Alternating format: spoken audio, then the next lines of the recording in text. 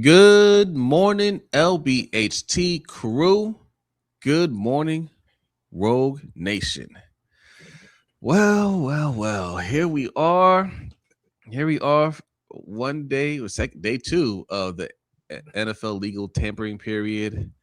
And listen, I said I would reserve judgment until towards the end of the off season. But to react in real time, what's going on?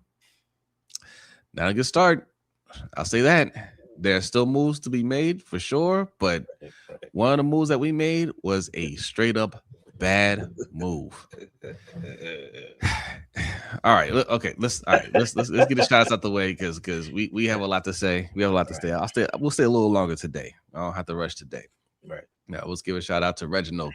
Good morning. Good morning. Reginald Wright says free agents work both ways. You get some, you lose some. I still trust EDC. I don't know why you trust EDC after 8 years. I don't know. I don't know what this man can do to lose your trust at this point. I don't trust EDC. I'm rooting for EDC because he's our GM. I don't trust EDC. Right. But we'll talk about that. We'll talk about that. Dr. Kush, good morning. Good morning. Good morning. It's KP. KP, what's going on? Says, great job, EDC. Replace your worst lineman from 2025 with our worst old lineman for 2023. Genius. Real talk, EDC must pay for his sins. This dude is unreal.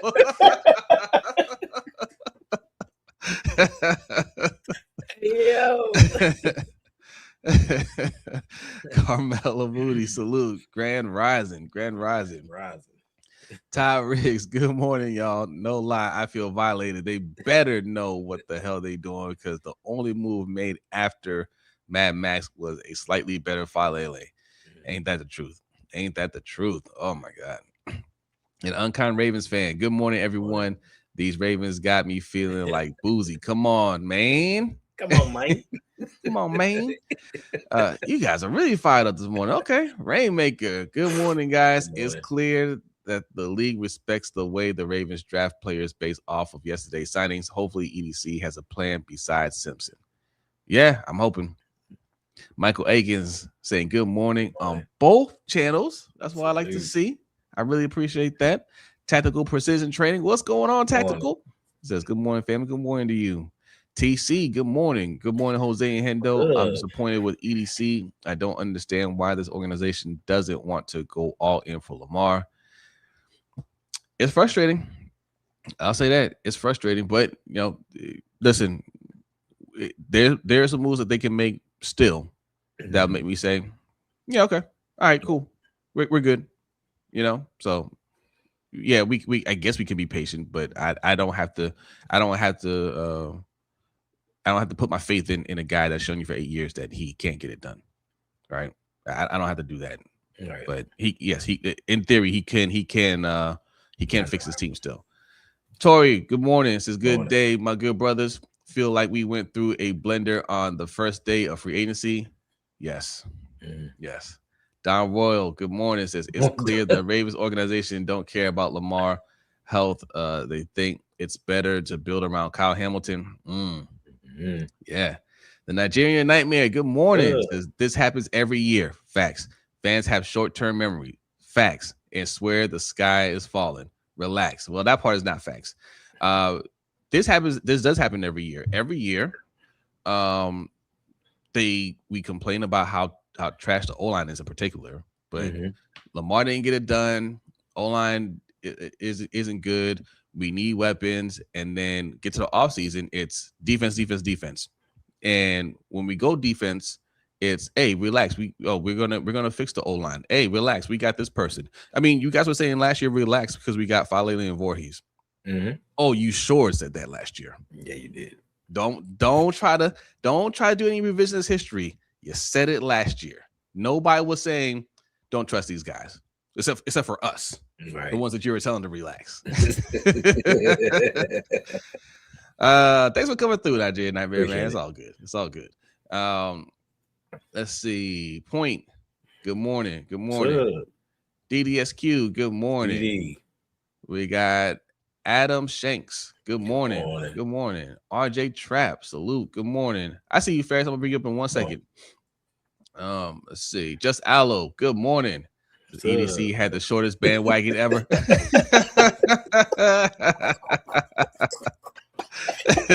That man got a weekend.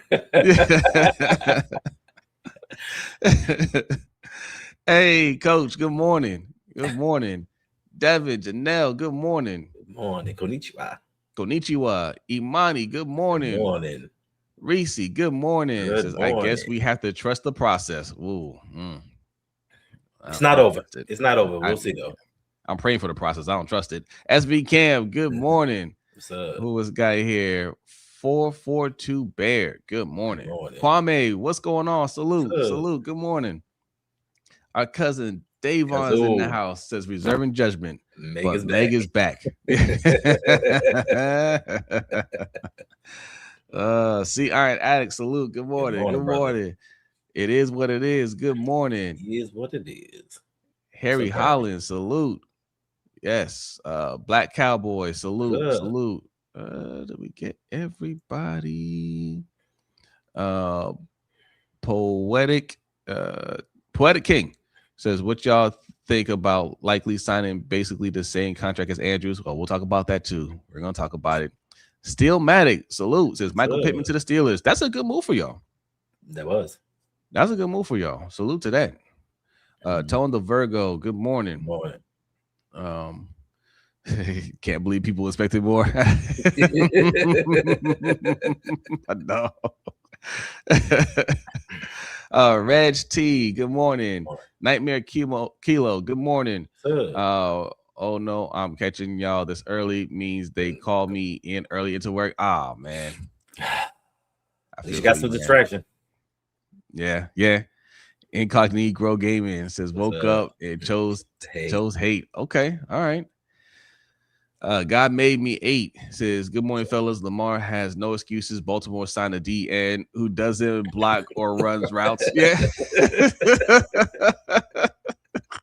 No excuses. It's over. Marlon Day, good morning. Says good morning, fellas. All I have to say is this: they better draft nothing but offense in the draft.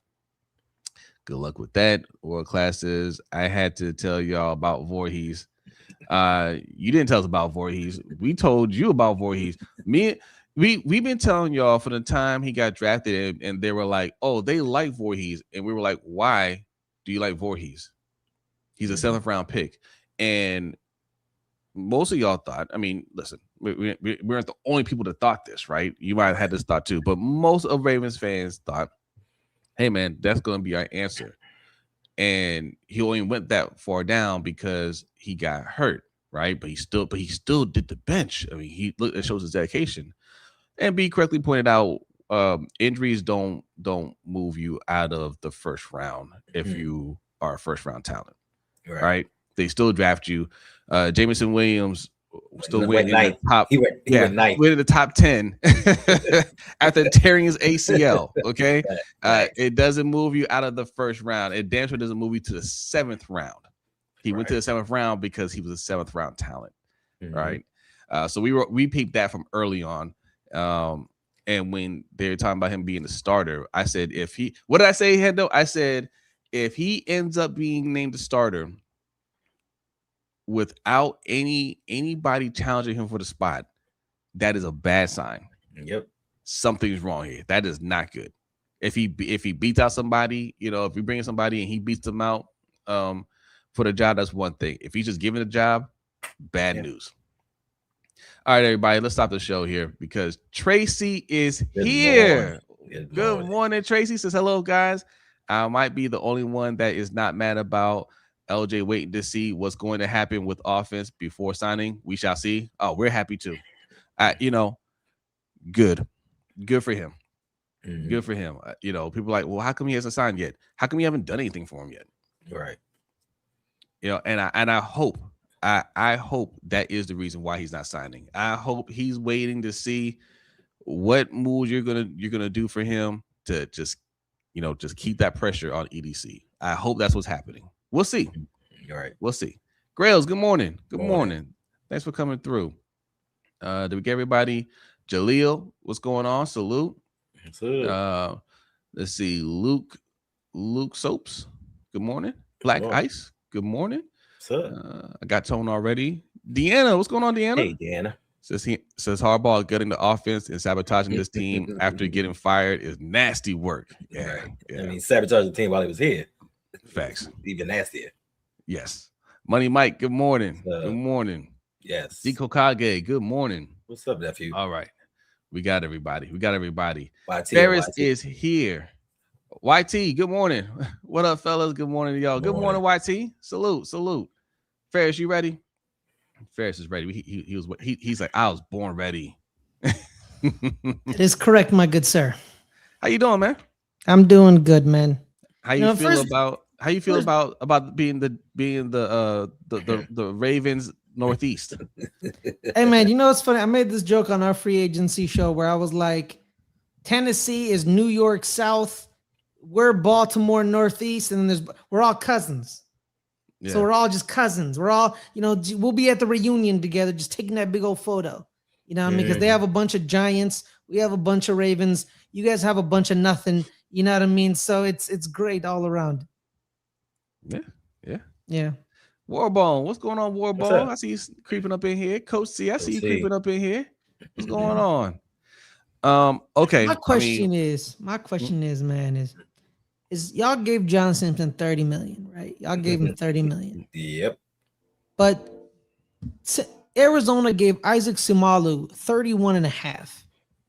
So y'all couldn't give Isaac Seumalo 32 to get a better guard who was the best guard, best left guard. He had the lowest pass rush rate allowed last year. You know what I mean? So y'all gave John Simpson 30. He got 31 and a half. Y'all couldn't cough up 32 for the better guard. I don't know. Tom Grassi made a joke yesterday calling them the New York Shout out to Tom Grassi, you know what I mean? Shout out to Tom Grassi. Shout out to Tom Grassi. Tom Grassi, man, the Cowboys are Packers, Texas, you know what I mean? So there's that, and there's Packers, Florida, which is the Miami Dolphins. They got their GM, they got their defensive coordinator as the head coach. Their new quarterback is the former backup. You know what I mean? So yeah, a lot of interconnected teams. Yeah. Was John Simpson a free agent? Yeah, he was a free agent. What's up, Yolanda? Good morning. Good morning. Yesterday was upsetting. Facts. Yeah. Look, I mean, where do we want to start? Somebody asked about likely getting the same deal as Mark Andrews. Yeah, he was a Jet, Devin. He was a Jet. That was irritating, but not surprising that the Ravens just lied to y'all. Right? They said that they tried to get his deal done first, and he was asking for too much, and Mark Andrews' deal was easier to get done. How is it easier to get done? They got paid basically the same. He was asking for more money in incentives. You lied. You just weren't trying to sign Isaiah Likely. And just say that. Just say, hey, you know what? Haven't seen enough from him to feel comfortable enough to pay him. And that's fine. You didn't have to go and sign Mark Andrews. If you just want to go in a different route altogether for tight ends, I'd have been okay with that. Right. But bringing back Mark Andrews over Isaiah Likely, a guy that's declining, and you only did it because John said so. You would not have made that move if you knew John Harbaugh was going to get fired. You wouldn't have made that move. You can't admit that, but that's the reality. Yeah. What's up, Nana? I think the more upsetting thing is the fact that they let Charlie Kolar get away, thinking that okay, you're not going to resign Likely, bring back at least Kolar because he's developing. But they didn't do that. He got like 8.1 per year. He went to the other Harbaugh. Like the things that they're doing, it's baffling. We were all happy and excited when we thought, oh my gosh, we did something. We went out there and traded for Maxx Crosby, so it's going to be a different Ravens team. EDC is going to go about this differently. And after that move, it was like, nope, same old. But it's only the first day, so we have to sit back and see what's going to happen. Yeah. So. We still have, there's still a bunch of players out there that we can get where I could be like, all right, yeah, we're good. John Simpson was a absolutely terrible move. Of all the guards that you can go and sign, you like somebody said earlier, you signed our worst one from 2023. Right? Like you did that because you're just comfortable with him, you're comfortable with his agent, and that's just something that's familiar. That's not what professionals do. Right. Right? You're supposed to be a professional. go and do some scouting and look at what's actually best for your team. You could have signed a bunch of guys that are better within that price range. That's just being lazy. There's a lot of laziness going on with Eric DaCosta. So yeah, that was bad. But if he goes out and signs another guard today, right? Then no. Even if he does, that's wasteful. You got a guy because somebody said that that Daniel Falele was the 42nd ranked guard in the NFL, and John Simpson was ranked according to PFF. According to PFF, John Simpson was ranked 41st. So you moved up one slot, and you overpaid $10 million per year. Like that's why we don't have money when it comes to the salary cap. We're always like, man, we don't have a lot of money to spend. It's deals like these. Even if you decide to release him after year 2 or whatever, you're still going to incur some dead money. Like it was just wasteful. He's not the long-term solution. I don't get it. I'm not a big fan of PFF stats. However, there is another stat we're going to talk about in a second. Let me read the super chat real quick, Ferris. Shout out to Ty Race for the super chat. Appreciate that. Says he cost us. Mad Max was a smoke screen. Hey, yeah. Thank you for that. Ferris, I'm sorry. Go ahead. I cut you off. Oh no. Also, too, I trust you. Yeah, same thing, Jose. They don't know how to rate offensive line play. PFF. Multiple people have said that, like Brandon Thorne, Duke Manyweather, 2 people who are very entrenched in offensive line play. The PFF doesn't know what the hell they talking about with offensive line. I mean, they've kind of amended through different ways throughout the years that they don't do the best job. They don't know. Yeah, but also too, I wouldn't say the world's completely ending for Baltimore. There are two guards out there. One being guard center versatility that you guys could still sign. You guys, Wyatt Teller is still unemployed, and so is Elgin Jenkins, the center guard. Jenkins just got cut. Yeah, he just got cut from Green Bay. So you guys could salvage just by signing them too, if you guys can get some good deals with them. Braden Smith is still out there, and Rashawn Walker, the 7th round pick from Green Bay again. He's looking Rashid. My bad. Is Rashid? Shout you, Hendo.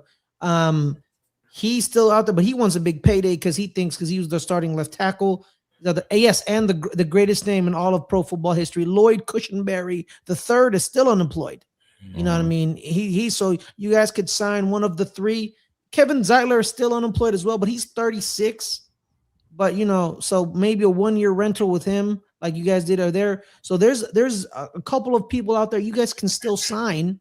Absolutely. Out there. Also, too, in the wide receivers aspect, Romeo Doubs, he's still unemployed as well. I know he's not the big fancy, big. Oh, I'd be happy about that. I'll take that. So you guys can draft him, get a receiver and a guard in the 2nd round, and he can salvage this. He can, but absolutely, But John, the initial pick of John Simpson, that doesn't give a lot of people confidence. Like we said, you guys couldn't give $32 million for Isaac Seumalo, who's the better guard.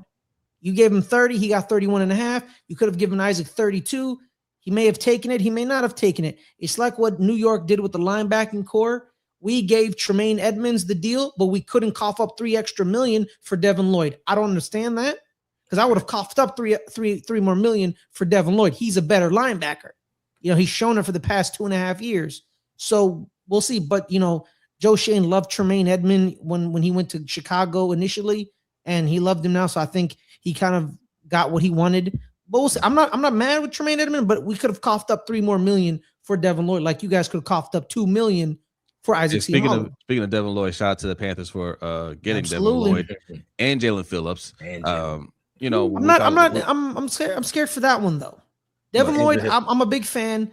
Yeah, Jalen Phillips, his injury history in Miami, it's scary. It's really scary. Concussions as well. In Philly. Yeah, half a year. Half a year in Philly. But when he got to Philly, they became the number 1 scoring defense over that period. So yeah. That's okay. He also didn't play every snap too. He had a rotation. Doesn't make a difference. In Philly. Well, it doesn't make a difference. Impact is impact. Yeah, but if he has to play majority of the snaps, his body breaks down. That's all I'm saying. I mean, now he's with the Panthers. He's good. We'll see. Yeah, absolutely. Derek Brown's gonna help him out. Hey, sometimes change of trainers. Yes. Yes. Will make a world of difference. So we'll see. But shout out to Oweh for signing with Washington. I think that was good for them. 68 guaranteed. I would have paid that for him. I'd have paid that for him because how many years? 4 years? Let's double check it. I got you right here. Yep, 4 year, 100 mil, 68 guaranteed. Yeah. After a 7.5 sack season, I would have been. I know y'all wouldn't be happy with that, but Owe playing under Jesse Minter was a straight up beast. Yep. And Jesse Minter's our coach now. I had no problem making that move, and we get to keep our 2 first-round picks. Bucko Beasy, thank you for the super chat. Says John Harbaugh will fail, a snake disguised as a youth pastor. I wanted to bring this up because we were talking about PFF and how they don't have good grading system. But Jonas Schaefer brought some more metrics to our attention. Says another metric is a 2025 blown block rate via SIS Sports Info. Okay. The lower, the better. John Simpson, 2.6%, 25th among 62 guards. Daniel Falele, 2.7, 30th among 62 guards. Andrew Vorhees, 3.2, 45th. Just flat out disgusting. All right. That seems a little too low from what I was watching last year. Someone's lying. No. What's too low? I don't know. It should be more than Vorhees. Which one? Vorhees? 2.7 seems a little too low. 2.7 seems a little too low. That's all I gotta say. He had moments. He had moments. Is it just because he was 6'8", 330 pounds? Wait. You talking about Falele? Yeah. Both of them. It seems a little too low. You think it's too low? Have you seen what he does out there? Like the man stands still and just lets people walk around him. No, yeah, exactly. He's saying it should be worse. Low. It should be worse. It should be worse than 2.0. Oh, you're talking about the percent. Oh, the percentage. Yeah, you're talking about like okay. No, that seems a little too low from what I watched. 2.7 seems a little too generous. Well, Coach Evans accurately pointed out that Vorhees was actually the worst on the team.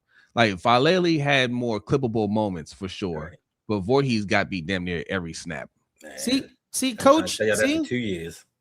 Coach don't trust his number either. See, he don't even trust his number. Because the optics of it let you know. Yeah. These guys are good.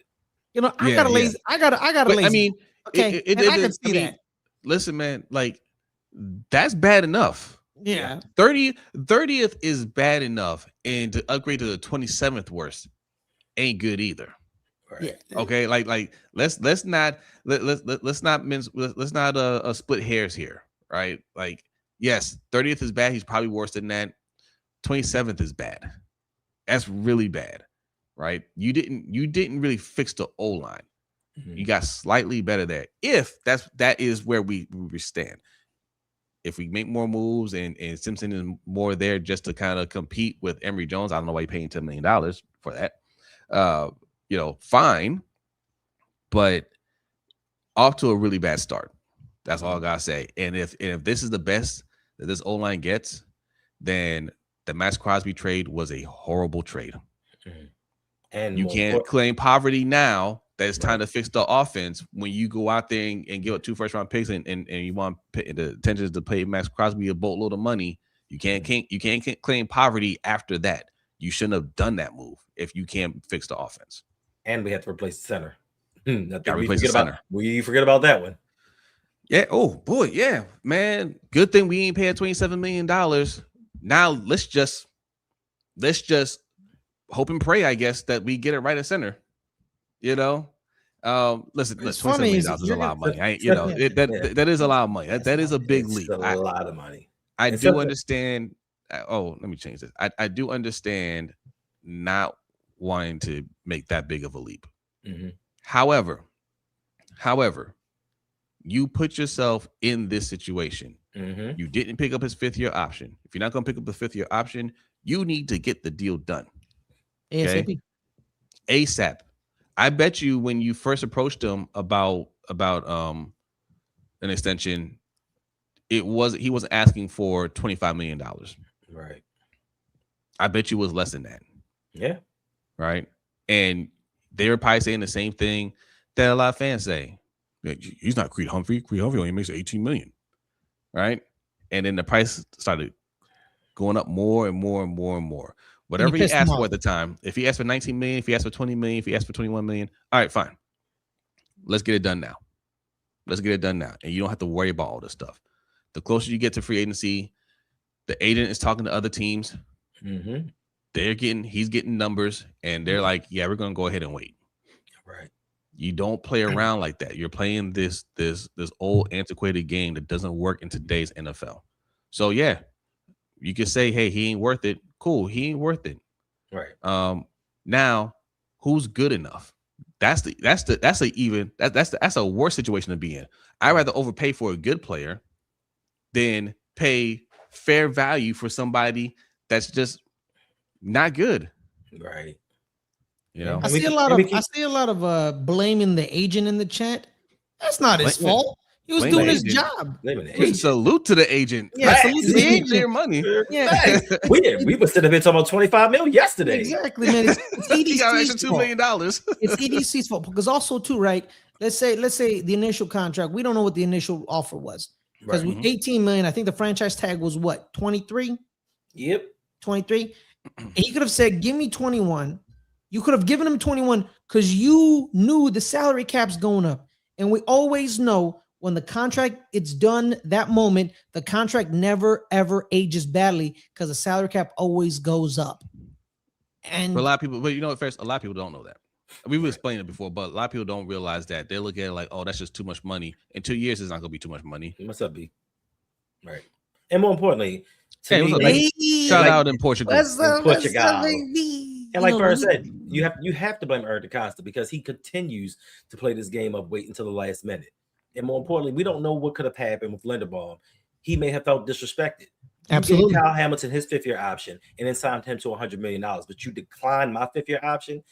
We keep doing the same thing where we don't have a contingency plan and we wait until the player gets to the last year. We just went through the same thing with Ronnie Stanley. We didn't have a contingency plan at backup left tackle. And we had to go into his last year, his contract expiring, and had to give him maybe more money than we wanted to because EDC didn't plan for this. You know exactly what year their contracts are up. When Linderbaum became eligible, when he became eligible for an extension, you should have been right there, like, bro, you'd have been to 2 Pro Bowls. Let's go. Let's do this right now. You know what I'm saying? But you want to play the waiting game just to see if his value decreased. This ain't Joe Flacco. We did that before and got burnt. So let's stop waiting for guys to get to that end. Stop disrespecting them. Because me personally, I wouldn't have resigned either. I'd have been like, oh, you didn't value me enough to put my 5th-year option on me? Cool. Bet. Watch what I do now. And this man is at least $7 million richer per year. But you know what, Hendo? You got to get in early, man. You got to get in there. That's exactly what they thought. And people were were hinting that throughout the year that, oh, well, you know, his performance this year, even though he played well before that, his performance this year, you know, we'll get a better deal. His value will go down. And look what happened. He destroyed that that market for centers. That's why you don't play that game. The Ravens have never been good at playing that game. Never been good. Don't do that, right? Oh, we got a couple of super chats here. Shout out to the great ones. Appreciate that super chat. Says paying that much is crazy for a center. $9 million over the highest previous pay center is wild, fellas. It is. No other position has moved like that. It usually only jumps $2 to $3 million at each position. No, it is. It is. And I understand why they wouldn't want to pay that money. I understand that. Right. But what is your plan? Right? You can't just say, well, it costs too much money. You have to go and get protection for your quarterback. Right. You can't just say, well, you know, yeah, he's getting blown up out there. I understand that. I understand we're getting destroyed on every snap, but we couldn't come up with that $9 extra million because you went out and got a luxury move. Maxx Crosby was a luxury. Don't give me that crap about need. There are other moves you could have made to bring in edge rushers that wouldn't have cost nearly as much. Right. That's a luxury move. There is no talk about, hey, we paid too much for that. Right. You also have to do what you have to do to protect your quarterback.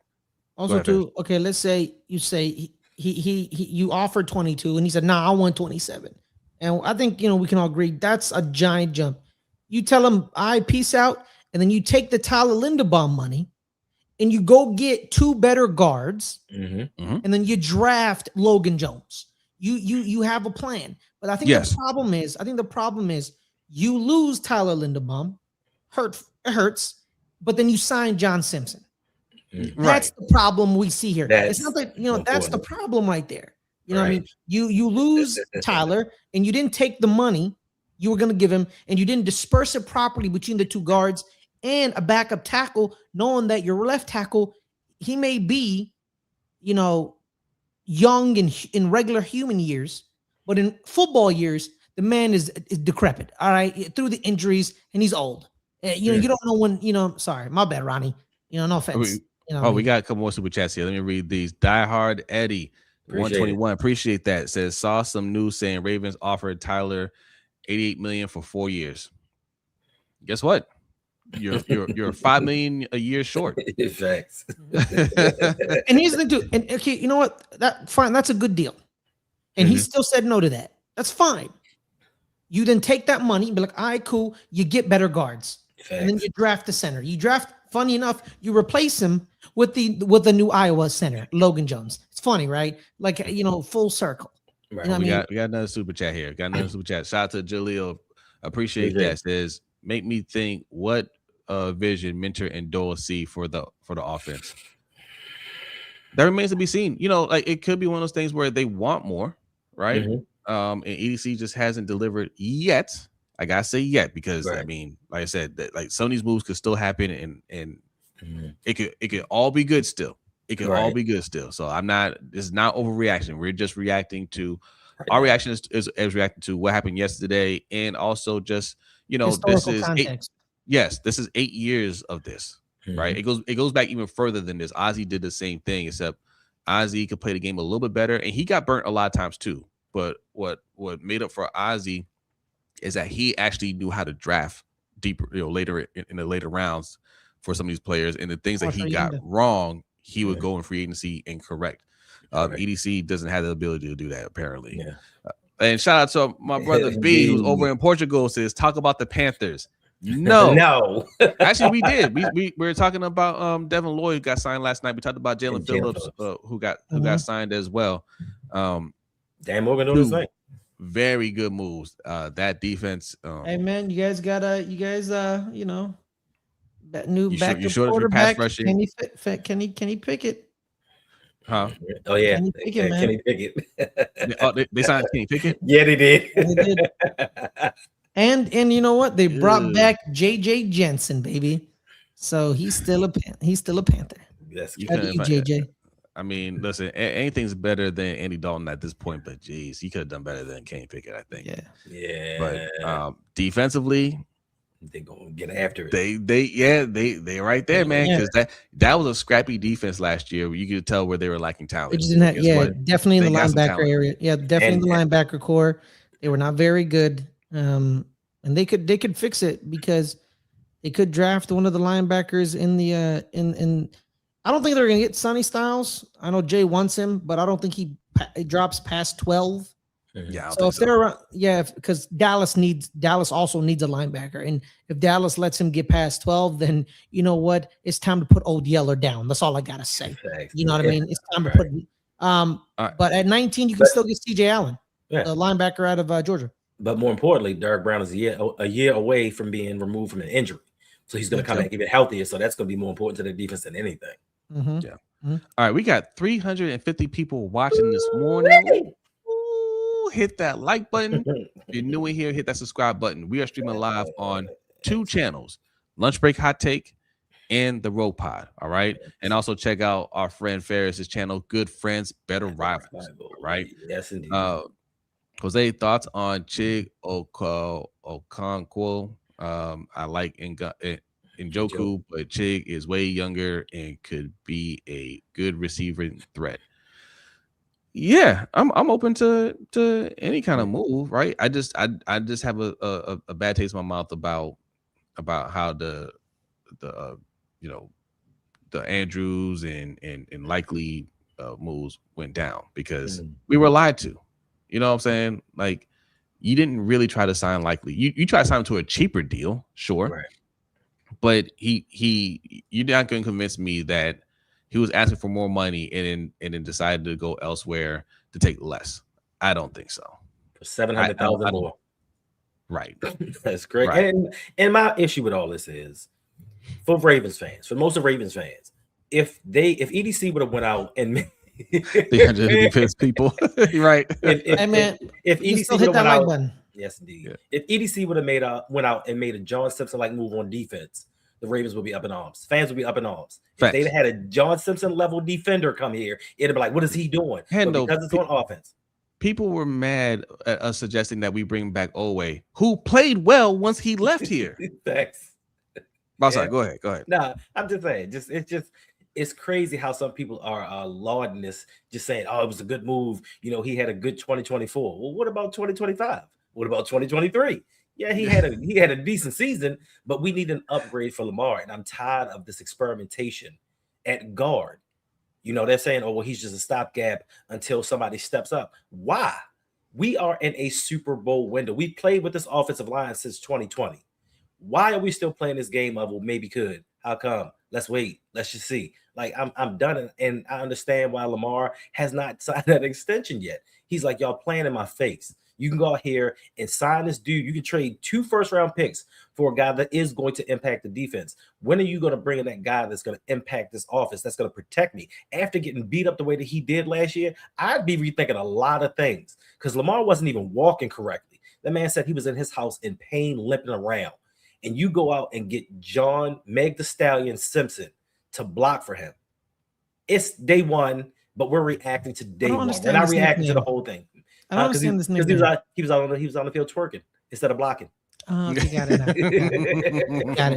Got it. Now it makes sense. Because I saw that nickname. He was showing his ass too much. Right, he was showing all right. Okay, good. All right, makes sense. It makes sense. He's backing that thing up.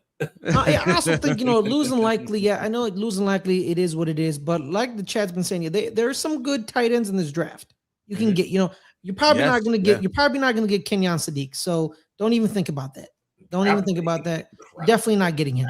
But you guys can get Max Clare from Purdue / Ohio State, Eli Stovers out of Vanderbilt by way of New Mexico State, and then Michael Trigg from Baylor or Justin Jolly, like someone pointed out. Like you have some good, good shots at a good tight end.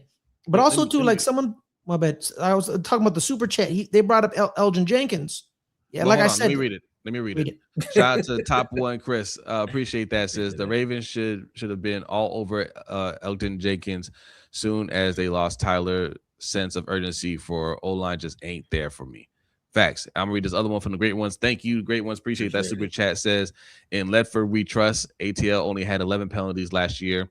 Really overachieved with that unit. Hopefully EDC wins day 2. Likely was a miss for sure, and the Harbs brothers colluded to gut us. I mean, Atlanta had some pieces. I remember Elton Jenkins. Oh, sorry. Go ahead. I remember when Chris Lindstrom was pushing Owe to the ground like a child. Like they have some guys. They have some guys over there. Hey man, Chris Lindstrom, man, he's one of the best guards in the NFL, man. He a player. So it's not, man. He wasn't working with scraps. Exactly. It's not like exactly. You've given him. It's like it's not. It wasn't filet mignon in Atlanta. It was a good steak. Oh, here it's Coach said copyright for using his name there, the Meg the Stallion name. Okay. Copyright infringement. Yeah, right infringement. I'm sorry, fans. Go ahead. Yeah. What about to say? I don't remember. We were talking about flaming yawn. Oh yeah, versus sirloin. Exactly. Y'all don't even have sirloin in Baltimore. Y'all had, I don't know, Murray's Steakhouse. Exactly, or something like that, or Arby's steak nuggets. That's what y'all had. You know what I mean? You don't even know if it was actual real meat. You don't even know it was real meat. You don't know. No, actually, first they're working with Yoba Goya. No, I don't even know what that means. That's if you ever watched The League. I never watched The League. Sorry. Oh, you missed so much. Sorry, my bad. Yeah. Wait, hold up. Is that the show where that dude was in the hot tub with Antonio Gates? Yes. Antonio Gates starting to kick his ass? Yeah. Okay, yeah. I watched that episode. I watched that episode. If EDC wasn't here, Lamar would have been signed. If EDC wasn't here, a lot of things would be different about this team. Yeah, man, I'm all good with him not doing a deal yet. I mean, listen, he's going to extend, right? We don't know what the reason for not getting an extension done right now is, but I'm glad he's not doing it. I'm glad if it makes the front office a little nervous, then I'm glad. And you're making these moves that are straight up disrespectful to him at this point, man. Like the little money that you have to make some moves, you say, let's go and get Maxx Crosby. All right. That doesn't actually help Lamar Jackson. Okay. Right. Not directly. That's like, 3 degrees away from helping Lamar Jackson. Okay. That's very indirect. And then you say, okay, we're not going to bring back Tyler Linderbaum. Cool. He costs too much money. Cool. Here's what we're going to do. John Simpson. With all the guards available, John Simpson. He's already had the John Simpson experience. Right. No, thank you. Okay. Now, Jenkins is still out there. We can get Jenkins. There's a lot. Wyatt Teller's out there. There are moves that could be made. So Joe Bitonio.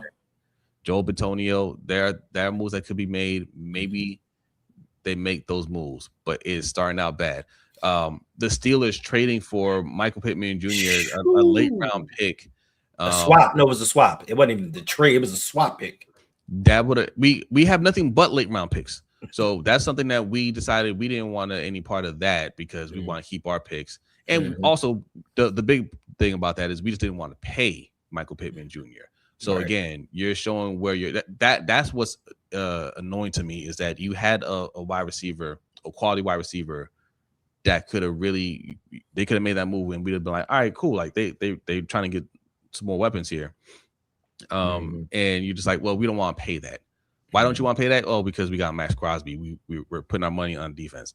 That's exactly what I mean when I say hashtag defund the defense. Moves like that. You're prioritizing the defense over the offense. But if Maxx Crosby goes into the playoffs and gets you no sacks, you're not going to say anything about that. Right? Just saying. Tone the Virgo, salute. Appreciate that. Super chat says, I know the O-line is top priority, but I hope we're good tight end talent in the draft. No likely, no Kolar, just the old unreliable Andrews. Yeah. We'll see. They may double dip in the draft for tight end, like you guys did with Likely and Kolar. We got 20 draft picks.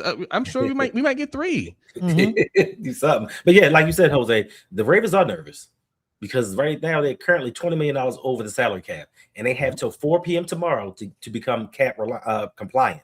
So they are nervous. Like, you don't have any money to spend right now, and you have a little over 24 hours to get right. So you have to make some moves. And if Lamar decides, I ain't doing nothing, I'm just going to sit back, and you add the void years or you restructure Roquan or somebody like that, you have to get some money. So I don't know how active they're going to be in day 2 or on the actual first day of the league year, but yeah, they're nervous because you don't have any money off the one move.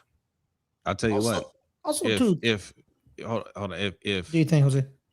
If he doesn't resign by deadline tomorrow, I'm not gonna lie, man. I'll be smiling a little bit because they did this to themselves. I don't believe if they had made that trade for AJ Brown and they went and signed Wyatt Teller, I don't believe he would still be holding out right now. Right. I think he'd be looking and saying, okay, they're making me a priority. Let me, they showed a good faith. They fire Harbaugh. They made me part of the hiring process for the new coach. And they went and got me protection and weapons. Let me go ahead and get this done. Right. But if he doesn't sign, that is a clear message, bro. You still not putting me first. I don't see any reason to get this deal done right now. I'm not helping you bring in any more defense. Right. Yeah. So and they're gonna slap some void years on the end of his deal. Go ahead, do that. Yeah, do what you gotta do. Do what you gotta do. But yeah, I'm not helping you. Yeah, I'm not in this nonsense. I saw what you did on my rookie contract. I'm not doing that again. Right. Man, 400 people watching. Salute to y'all. They did not like the move yesterday. Woo-hoo. I know. I wasn't sure how many people were going to show up today, but man, they are in here and they got something to say. They got something to say. Gary Watts, good morning. Good morning. Yeah. Follower of Christ, good morning. Flagship, they did it to themselves. Let's see. OG Sean says we got one of the best O-line coaches in the league, right? Well, it's time for him to get to work. Okay. First of all, it's time for him to get to work. He's been getting to work. He just got here. All right. And even the best coaches need talent. Sex. The best coaches need talent. You can't just work with trash and think they're gonna turn into all pros. Guess what else we have here? We have one of the best, two of the best defensive coaches in the league, right? Why couldn't they just get to work? Why do they get to start off with all the talent? All right. I'm not putting this all on Dwayne Lefford. Hell no. Right. You know, John Simpson has been in the league for what, 8 years? Yeah. Something like that. He's been in the league for a long time. We know exactly what he is. He's not going to turn John Simpson into an all-pro. Let's get that straight right now. Also, too, you know, the contracts for the wide receivers, you know, 3 years, $59 million for Michael Pittman. I think Mike Evans got a 3-year deal in San Francisco. They haven't released the full contract for him. I think it's like 51. 51. Yeah, you know, they don't seem that much big of a deals for them. I don't know why y'all couldn't dip your toes in negotiating for them. I don't understand. I don't get it. And you know, Mike Evans is 32. Y'all like the older wide receivers. So he wasn't old enough yet. All right. Still 35. So, I got a question. We may have an answer. Let's say we go and get whoever to play center. We're paying them, I don't know what's good. What, 8 million, 9 million? Okay. That person sucks, right? We have to go out and get another person, right? We gotta pay that person $10 million. You know, that person ain't the answer. Now we have to draft a center, right? And that center, you know, $5-6 million, but we finally get it right. How much money did we spend for that? And don't forget, because to compensate for the center play, we have to upgrade both guards again to get better guard play. So that's even more money. So is 27 million still overpaying at that point? I'm asking y'all this because it seems like, oh well, you know, that's just hypothetical. Well, we've already done that safety. How much were we still paying? I mean, go back before Williams. Marcus Williams, yeah. Before Marcus Williams, what's his name that came from Seattle? Earl Thomas. Earl Thomas. We were still paying Earl Thomas. Right? We brought in Marcus Williams, then we cut him. We're still paying him. Right? We spent 2 first-round picks on safeties. And then we still had to trade for a safety. How much money did we spend there? So you can look at, just because it's all focused on one player and saying 27 million is too much, we waste money all the time here. All the time. Our linebacker position. Because we didn't want to pay CJ Mosley $17 million. Let's spend a first-round pick on Patrick Queen, who we knew needed to develop, and by the time he developed, we weren't going to pay. So let's go spend a second-round pick and pay $100 million to Roquan Smith, and now y'all want another linebacker. Yeah. That's what we do here. Edge rusher. Remember, Yannick Ngakoue was the answer. Twice. Y'all don't even remember Yannick Ngakoue. Twice. He was supposed to be the answer, right? Then we said, okay, let's spend first round, second round, third round, fourth round. You know, first round on edge rushers, just for us to go and trade 2 first-round picks and pay a huge contract to Maxx Crosby. That's not wasteful. That's a lot of money. Cooper Rush, a lot of money. Right, Luke Cooper Rush. That one was Rush. And people will say, oh, well, that was only $6 million. That's $6 million that could have went to another position. Knowing he did not fit the scheme. Then you went and said, hey, Snoop, come back. Right. Please. And then re-sign Snoop. Because you know you messed up. You know? Y'all don't criticize EDC for the linebacker failure, which is his biggest failure as a Ravens GM. That's not nowhere near his biggest failure. The linebacker position isn't as impactful of a position. O-line is the biggest failure. That is your quarterback. This is your two-time MVP quarterback here, right? And to see him get blown up every week. And what happens when he gets hurt? He may not even be out the game. You see him get hurt a little bit. Everybody's like, oh, well, that's it. That's the season. We're cooked. All right. You don't want to protect that? All you want to give him weapons? All you have to see is the Super Bowl between Kansas City and Tampa Bay. Remember that Super Bowl where Patrick Mahomes had already solidified himself as one of the best quarterbacks in the NFL and was on his trajectory of probably being the GOAT. Yeah. And Tampa Bay hunted him down. Like you know, Jason Pierre-Paul with 7 1/4 finger was hunting him down. You know what I mean? And then you had Ndamukong Suh hunting him down. He was running for his life. You know what Kansas City did? They're like, damn, he almost died. What should we do? Oh, I know what we should do. Let's draft Trey Smith. Let's draft Creed Humphrey. Let's get Joe Thuney in free agency. Let's get rid of not Mitchell Schwartz. Let's get rid of who's that dude? The first round pick. No, not Eric Fisher, but the right tackle. Was that Mike? No, that wasn't Mike Rammers. That would be horrifying. Boy, Mike Rammers. Boy, what are you talking about? Yeah, I'm trying to remember. Like, you know what I mean? So, but the point, I get your point. They saw Patrick Mahomes like literally run for his life and said, you know what? I think we should fix this. And they fixed it like that. And what happened? Back to Super Bowl. Won 2 more Super Bowls. Wow. We got some super chats here. Let's read these super chats. Shout out to Deanna Bailey, appreciate you. Ravens fan. Appreciate you, Deanna. It says, crazy how this team slams Lamar in the face, but acts like it's his fault whenever he sits back and watches how they move.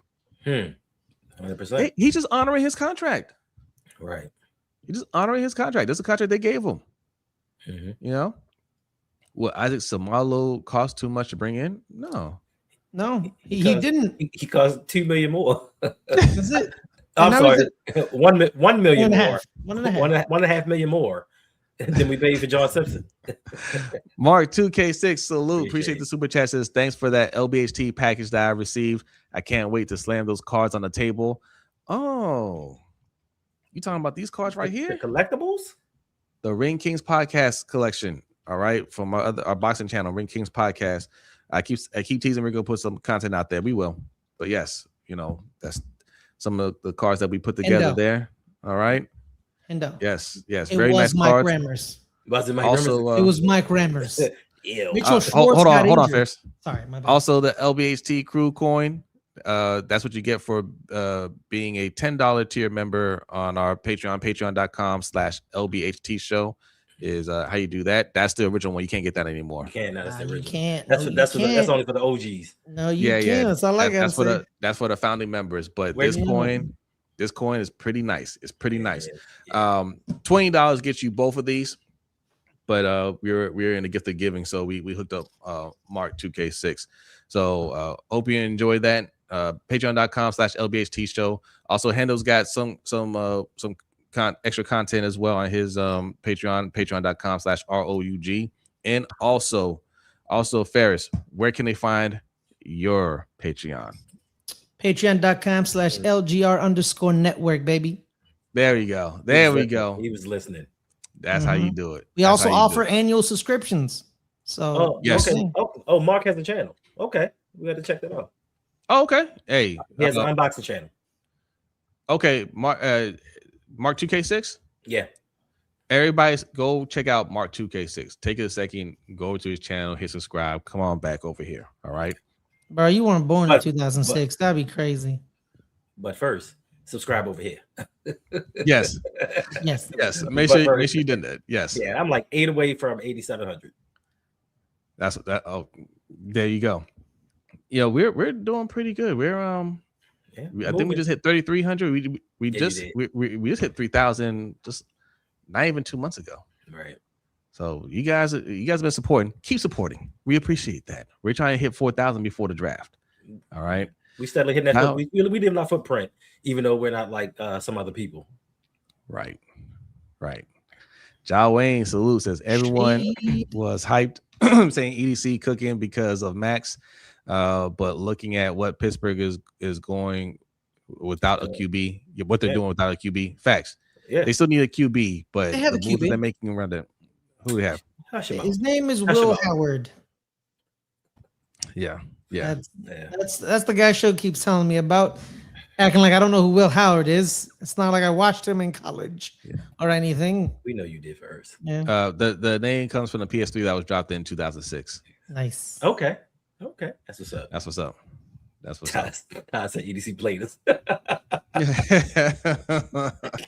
Again, I want to stress this because people, people hear what they want to hear, but this is not us being negative. We are reacting in real time to what's going on, and yes, if you're of the mindset of hey, relax, free agency isn't over, you're absolutely right. All the good things could still happen. They could happen today. So it's not time to panic yet. It is not. Right. There are still a lot of moves that could be made. There are good wide receivers that we can get. There are good old linemen that we can get, and we could very well by the end of the week be looking at this team and saying, man, they are stacked on both sides. Right. Yes, I'm acknowledging that. But given the history of this organization, particularly the last 8 years with Eric DeCosta, this looks like the same old Ravens. Okay. So for us, for you to think that we should not be looking at that and just rolling our eyes a little bit and saying, man, is this going to be the same stuff? You're crazy. You're crazy. You started a signing with John Simpson. I don't care if they go and make other good moves. That's a bad move. Yeah. Waste of money. And I don't want to hear, listen, I don't want to hear anybody say anything about Lamar not doing an extension. That's not his responsibility. You can talk about Pat Mahomes and Tom Brady all you want. It's not his responsibility. It was EDC's responsibility to prepare for this time. Like I said earlier, when guys are going to become free agents. You know this. It's not a surprise like it just popped up like, whoa, my gosh, his contract's up. It doesn't happen that way. He didn't plan properly, and expecting Lamar to extend and renegotiate shouldn't be in your equation. You should have a contingency plan where if he doesn't, because he could play hardball from the collusion of 2023 and say, all right, but we got this plan in place and we're going to do this. Adding void years, that ain't the move, because that's going to give you some dead money down the line, just like it has in the past. So when it doesn't happen, because we got a day and a half, and if Lamar doesn't do it in a day and a half, how are you going to get this money? Why are we not talking about Roquan restructuring? Why are we not talking about Marlon Humphrey restructuring? It's other guys outside of Lamar that they can go to and say, hey, we need some of that money back. Let's push it down the line. Let's make it into a signing bonus. But all the focus is on what Lamar isn't doing. Well, how about what EDC hasn't been doing? Nobody wants to talk about that. Yeah, man, think about it, man. It still blows my mind, bro. $400 million on the defensive side of the ball. Well, you mean between four players? You mean let's not say defense, but let's say that's a good point. Between four players. $400 million with four players on defense. How many million? How many start on defense first? Huh? How many players start on defense? 11. That's not even 50%. 4 people got a $400 million on your defense. But we haggling over 27 million. Yeah. Hey, small block. Appreciate that super chat. Appreciate that. Says, man, we got our ass kicked yesterday, and I don't know no other way to explain it. Shit got me second guessing my own eyes and ears, like maybe I'm tripping. Listen, man, it's not over. That's all I can say. It's not over. And when it's all said and done, this could all work out. I acknowledge that. Kev T says, I told you guys, EDC cares more about Hamilton. Hey, and Hendo, you said something too, right? That I always find funny when people bring this up. They mention how Brady and Mahomes, like they helped their teams out by taking a lesser deal or taking a pay cut, which in reality they didn't. They just they moved the money up front. Yeah, but they helped out their teams. But they're not saying the other half of that. What did the teams do for the quarterback? Because I remember when Pat Mahomes played with Travis Kelce and Tyreek Hill, right? And we're putting up 50 touchdowns. Okay. I remember Tom Brady playing with Randy Moss and Gronk. Yeah, Wes Welker. Okay. Fred Taylor, Kevin Falk. Yeah. Lamar has Zay Flowers in his third year. That's by far his best receiver he's ever played with. And I wouldn't call him Tyreek Hill. I wouldn't call him Randy Moss. I wouldn't call Mark Andrews Gronkowski. Right. Yeah. Right.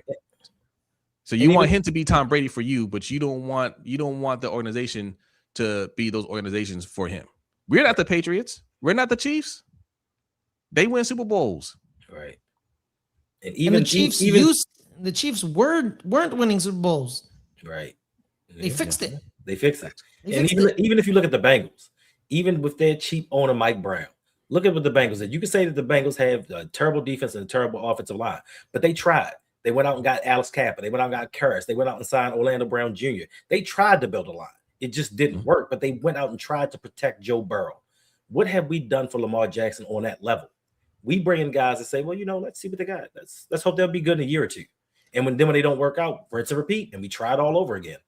Yeah. Because the 1 year Joe Burrow was healthy, what happened? They made the Super Bowl. Yeah. He's never healthy. That's his issue. He's just never healthy. But the 1 year he was finally healthy, they made it to the Super Bowl. All right. So let's not this one. Well, we were this one too. Has a Seahawks fans pretty happy with the way things are turned out for the Hawks? Walker will be missed, but they have some good backups, and I guarantee you they have a plan to replace Walker. Absolutely. I guarantee they do too. Yeah, but they already got Zach Charbonnet on the team. They'll add another person because they use him as a 1-2 punch. Yeah, Charbonnet he tore his ACL. So yeah. But they'll draft somebody. John Schneider. John Schneider does the thing. He's a good GM actually. Yeah. The only GM in NFL history to win 2 Super Bowls with 2 completely different teams. Who's the other team? No, just him. No, I'm saying. No. So he was the Seahawks GM. He won a Super Bowl. 2 different set of rosters. And totally separate set of roster. Gotcha. He Legion of Boom. Totally different players won another Super Bowl. That's impressive, man. That's impressive. Shout out to him. Shout out to John. Yep. But yeah, Walker going to the Chiefs. We were just talking about the Chiefs. That was a good move for them. Mm-hmm. Oh, we got another super chat. Appreciate you, Pat G. Says if either of you could advise EDC on day 2, what would it be? Appreciate that. And I'm going to pair that with this question from Mark. Says, what receiver are the Ravens targeting? Day 2 needs to be about, it's O-line needs to be addressed while you can still get O-line. Eldon Jenkins needs to be looked at. Wyatt Taylor needs to be looked at for like the reasons that Ferris said. At least for Wyatt Taylor, the versatility. He can also play center if we can't figure out the center. Jenkins. Oh, Jenkins. I'm sorry. Yeah. If we can't figure out the center position, he can provide some value there. And from what I read, Jenkins wasn't cut because he was bad. It was just they're going in another direction essentially. Different scheme that he didn't quite fit. But from what I could tell, he is still a quality player. So they need to look at Rasheed Walker, still unemployed. I know. Well, they're working on a deal right now. So yeah, but swoop in there and make him a better offer. Yeah. But that needs to be addressed. And then wide receiver, there's still moves to be made. The Jaguars have what's his name on the trading block? Brian Thomas Jr. That would be a good move, and it wouldn't cost us a lot of money because he's still on his rookie deal. Still got Tyreek Hill out there. He's coming off an injury, so there's some concerns there. You still got Stephon Diggs out there, right? But there's some options out there, so they need to be exploring that.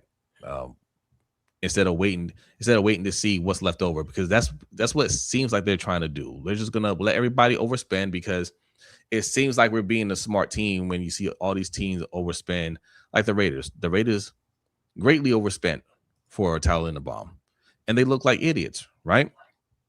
And we can sit there and laugh at them like, oh, that's why the Raiders are still bad. Okay, cool, but that doesn't help us at all by sitting there laughing at the Raiders and saying, oh, bad teams stay bad. Look at them overpaying for a center. Okay, cool. Where's our center? Right. That's what we have to worry about. So, what do y'all think about Stephon Diggs? Yeah, we're just talking about Diggs. Not my first choice, but we got it. Definite upgrade from our number 2 wide receiver. 3 years too late, but yes, I'd take him. And for me, I tell him, listen, why tell Romeo Dobbs? Today should be your focus. Yeah. And Elton Jenkins, like those, if you do those 3 things a day, we can You forget salvage. a lot of things. We can forgive a lot of things. Yeah. Now the draft is wide open. Now you can focus on particular needs in the draft because you've covered darn near everything you need to cover. So if he got that, you got your replacement center, you got a guard, you got a wide receiver. So yeah. Then you can still go guard and receiver in the draft. And Brian Thomas Jr. for a second, most definitely. He had a down year last year. I don't know why they soured on him because his rookie year, that dude is a monster. I don't know what happened. He could possibly go for less than that. Probably a third. I think the rumor was that he was scared. Was he scared of contact? Was he scared? I don't don't know what happened to him. Hey, I was a big fan of the kid. I'm going to get Wilson trade too. Put him on the outside. Yeah. I don't care. Put him on the outside. I don't know what happened, man. Yeah. So, hey man, like stay away from Tennessee wide receivers, big dog. Yeah. Stay away from Tennessee wide receivers. You know what I mean, you stay away from offensive linemen from Alabama and wide receivers from Tennessee. You don't want none of that. Hey, you don't want none of that. Trust me, big dog. What? Are we still having a Hyatt? PTSD? You don't want none of that. You don't want none of that. But I remember first. You don't want none of that. You thought Jalen Hyatt was going to be that. Hey man, fool me once, shame on you. Oh, fool me twice, shame on me. We didn't even fool me twice, can't get fooled again. There you go. We didn't even bring up Katon Mitchell. No, not getting tended. He was supposed to be the future. I remember way back 2 weeks ago when we believed that Katon Mitchell, we didn't need any other running back help because Katon Mitchell was the answer. Right. And turns out this new coaching staff said, yeah, not over here. Right. That was pretty surprising to me. He was a restricted free agent. It wouldn't have cost that much to bring him back. And they're like, nah, you can go now. I don't get that. I think it's because of the salary cap situation. So you weren't worried about that when you traded for Maxx Crosby, though. You weren't worried about that. But now we can't resign restricted free agents for a couple $1 million. The most basic ways. Now we looking at punters and saying $4 million. Too rich for our blood. Hey, congratulations, first. Hey, you know what? I know you hate the guy. Who? But Jordan Stout. I don't hate Jordan Stout. It's just amazing to me how you have one good year. Now all of a sudden it's what a loss. You know what? You should have seen our punter. Anybody with a pulse was better than that guy. You know what I mean? So I upgrade regardless. Wow. I also know why the Raiders overpaid for Tyler Linderbaum, right? A lot of these schemes nowadays, someone, coach can correct me. The center does a lot of the work now. Mm-hmm. He sets the protections down. And what are the Raiders going to have next year? A rookie. Exactly. So they overpaid for the best center on the market. That was free. They're going to give him a lot of responsibility, setting the protections, pointing out the mic. Fernando's got to set up the hot route, the hot read. So you kind of alleviate Fernando Mendoza's, plate because you got Tyler Linderbaum in it. That's probably why they overpaid, because they know rookie quarterback, and we get to alleviate some of his, checks through the center. So that's probably it. And to be quite honest, for the Raiders, it wasn't an overpayment because of the salary cap that they had available.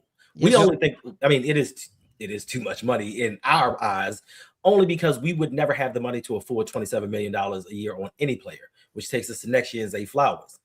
But for the Raiders, they had that cap available, so they're not gonna miss a beat paying him $27 million. Like you said, first, being that they have a rookie quarterback coming in, you need to protect him. We don't want to have David Carr all over again. So they did what they had to do. Hopefully we follow suit. And first, I need y'all to make up for stealing Jordan Stout and our Darius Washington, because the Darius Washington is possibly signing a contract with you guys as well. To make up for that, you guys have to sign hard our card to make sure that there's no possibility that he's coming back vulnerable. Makes no sense. Hey, why? Hold on, fans. Let me read these super chats real quick. Jaleel, appreciate that. Says, what should we do with the remaining draft picks? 10 of them. I would say trade as many as possible. Right, for players and to move up. I only want to see EDC making like 3 picks. That's what we should do. But all 3 on offense. Right. Yes. All the on offense. They're going to use all those picks. And I mean, listen, man, I don't care about 5th and 7th round picks. Like that's where we have the majority of these picks. Okay. I don't care about that. Kobe Pruitt, salute. Thank you. Super chat says EDC traded for Maxx to get Steve off his back. All right. Yes. I looking that way.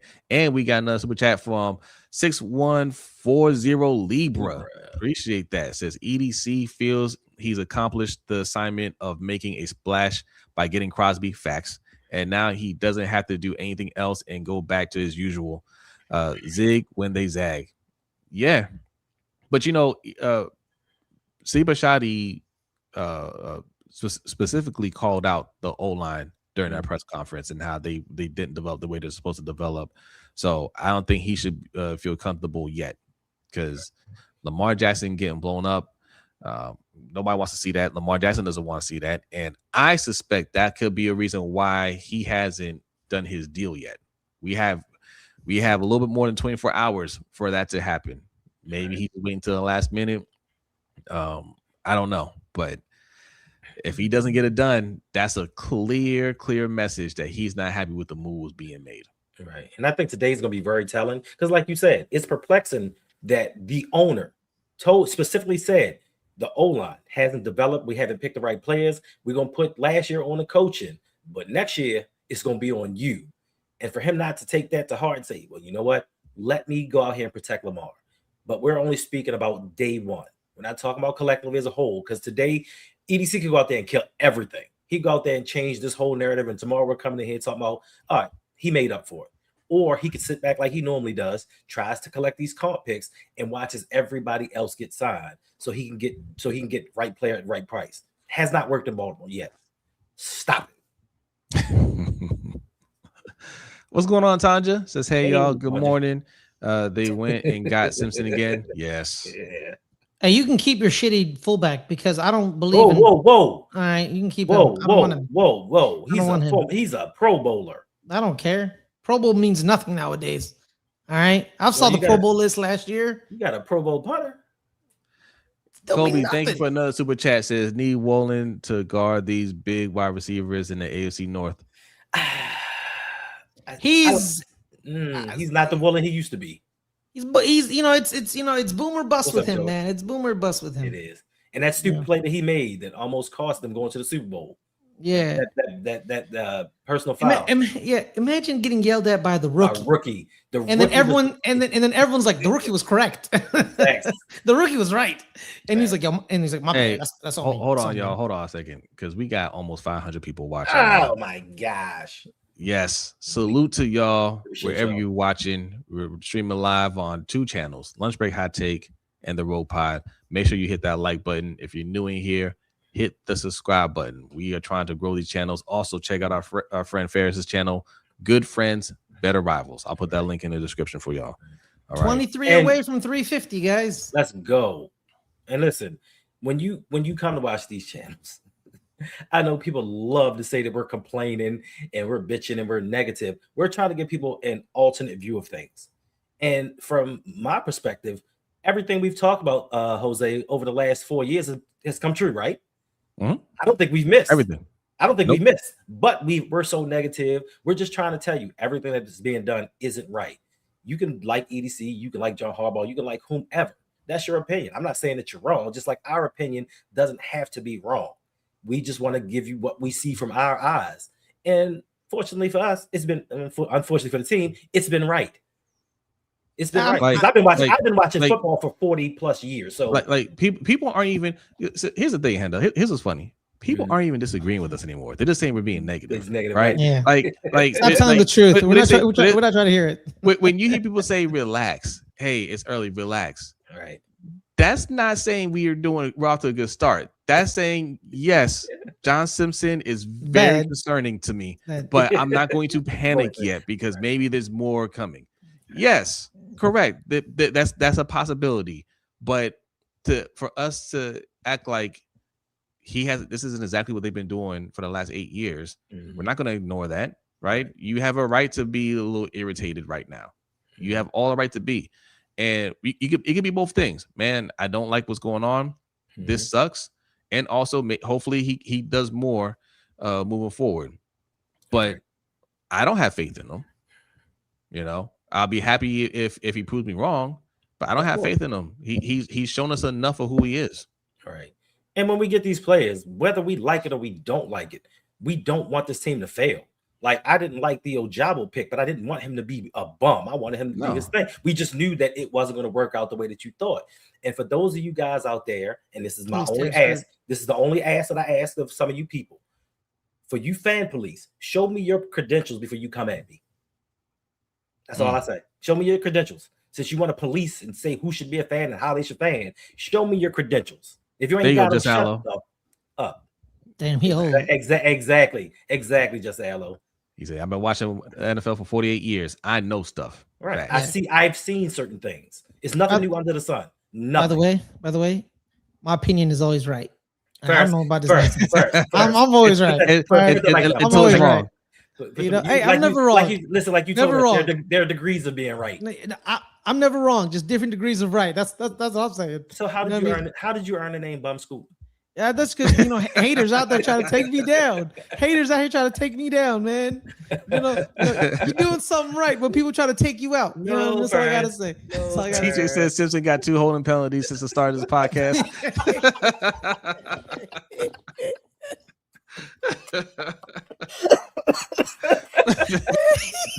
He ain't lying.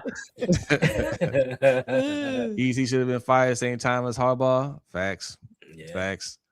But that's all I'm saying, man. Like, he's a debate me bro, like Charlie Kirk. Hey man, don't disrespect me, dog. Don't disrespect me. Come on, son. They didn't put Huntley before Lamar. That little deal doesn't even take much. No, it doesn't. It doesn't, and that's not a problem. Bringing him back. Facts, but John Simpson, there's no excuse for that.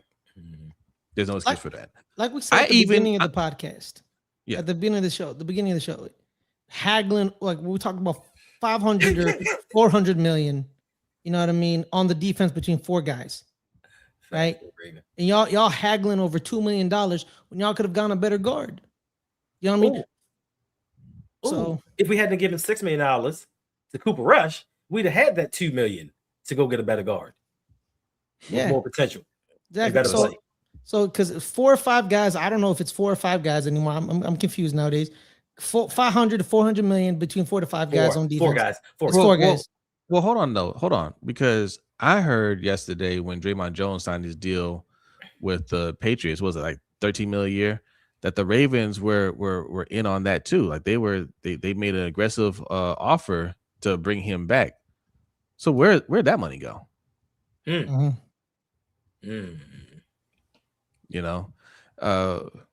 We can still get Vega if we trade our entire 9 picks. That's true. That is true. Well, you know what? Maybe not. I don't think you can go up to 14. No, those 9 picks are probably gonna have to be 9 to 11. You're not taking those 9 picks. Are getting you in the top 10, top 12. Well, Vega may be unless he falls. It depends on how the draft goes. Tyler said Ferris's little troll coach took all of our players, set us up, gave Andrews a deal, and snatched likely. Yeah, he did. This team not having money until Lamar extends is still not Lamar's fault. EDC is not managing the team's money right. Lamar is doing exactly what he needs to do, and I am very happy about that because you have to use whatever leverage that you can, right?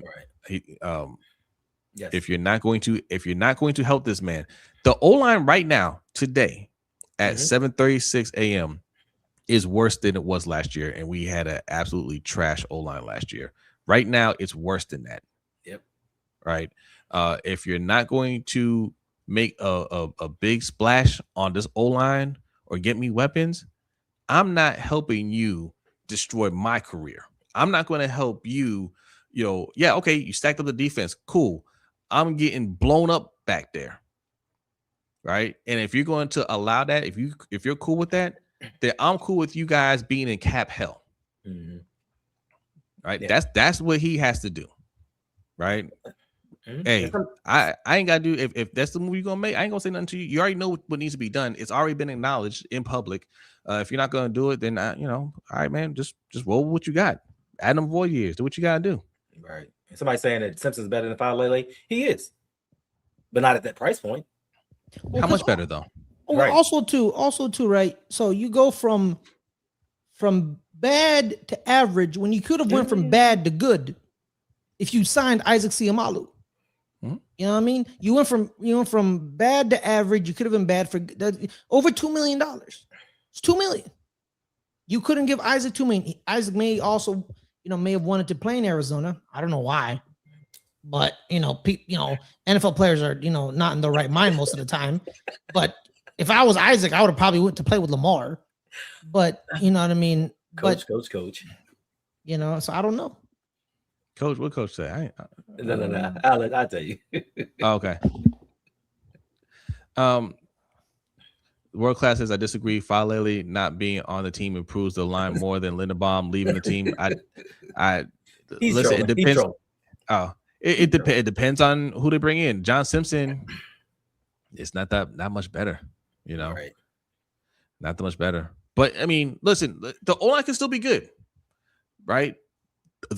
Everything can still be fine with this team. There are still moves that could be made, right? I just don't like the way this is shaping up so far, right? It's looking like same old Ravens. We're going to go cheap on the offense and try to do patchwork and do good enough.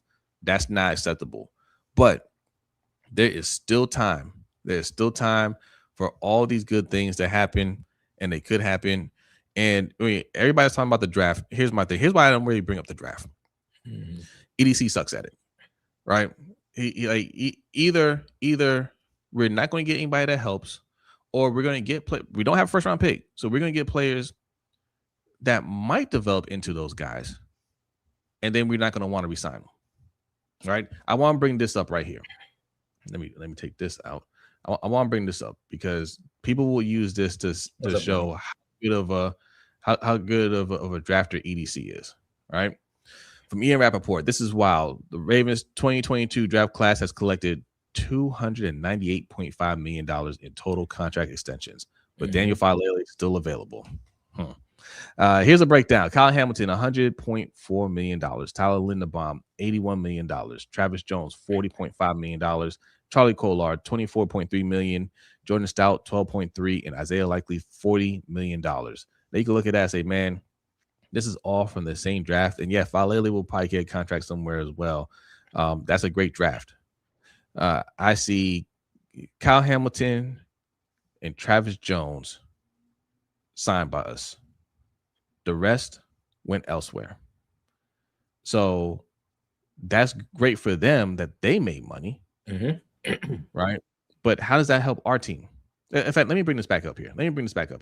Kyle Hamilton was balling from the jump. Tyler Linderbaum was balling from the jump. We didn't keep Tyler Linderbaum. Travis Jones did pretty good, I think, his rookie year. Had a couple injuries there, but I would say he was pretty good. Right? Charlie Kolar took time to develop. Jordan Stout took time to develop. Isaiah Likely, a little time. He never had a great. Who's trying to call here? Close that out. Sorry. Isaiah Likely, I can't say he was balling. He had his moments, but like B pointed out, he's never had 500 yards here. You can say it's like an opportunity or whatever. He just never had like a big enough role here.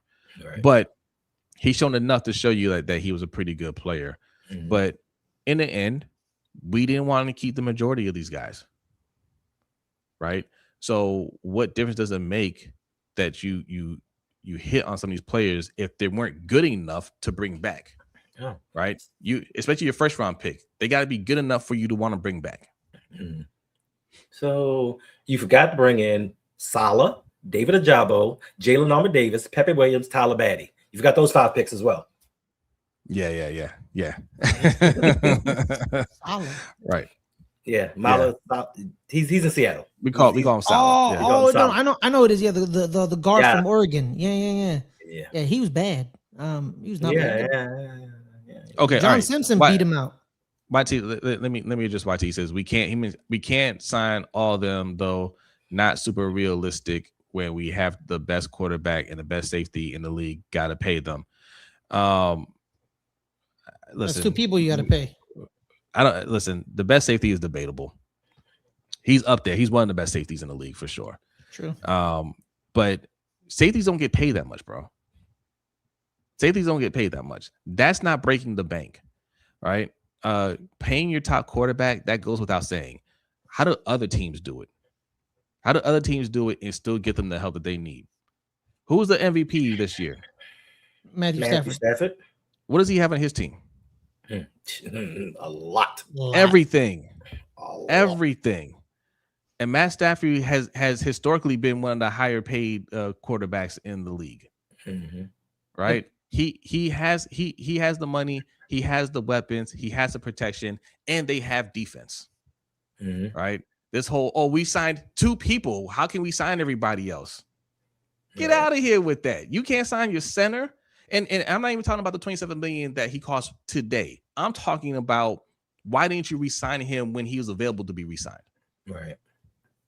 You know, like. Oh, and like you said with Matt Stafford, when they won the Super Bowl, they paid Stafford. They were still paying Golf.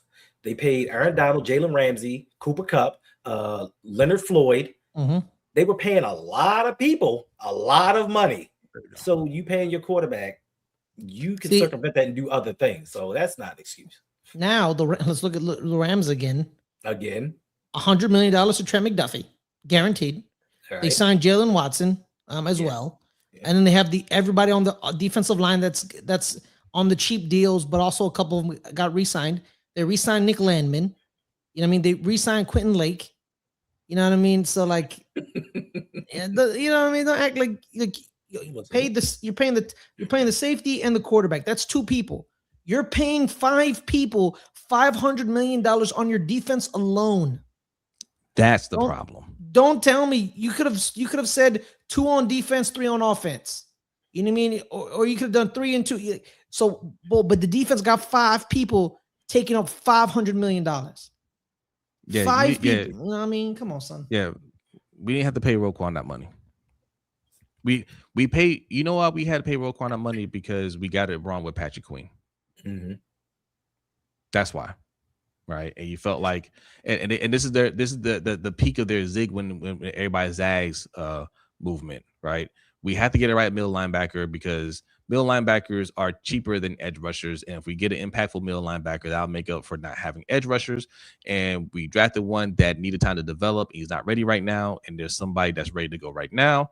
So we're spending money on a first round pick that's not ready to be that guy yet, and we gotta go and trade a second round pick and pay $100 million to another middle linebacker. You see all that money that's tied into the middle linebacker position, and we're sitting here today saying we suck at middle linebacker. You can't make this shit up. You can't make this shit up, Jose. Somebody talk about we acting like the Rams won back-to-back Super Bowls. How many Super Bowls has Eric DeCosta been to? Because I can tell you the Rams have been to multiple and won one. So I'm acting like they are Super Bowl participants, even though they've spent the money. Who said this? Nation.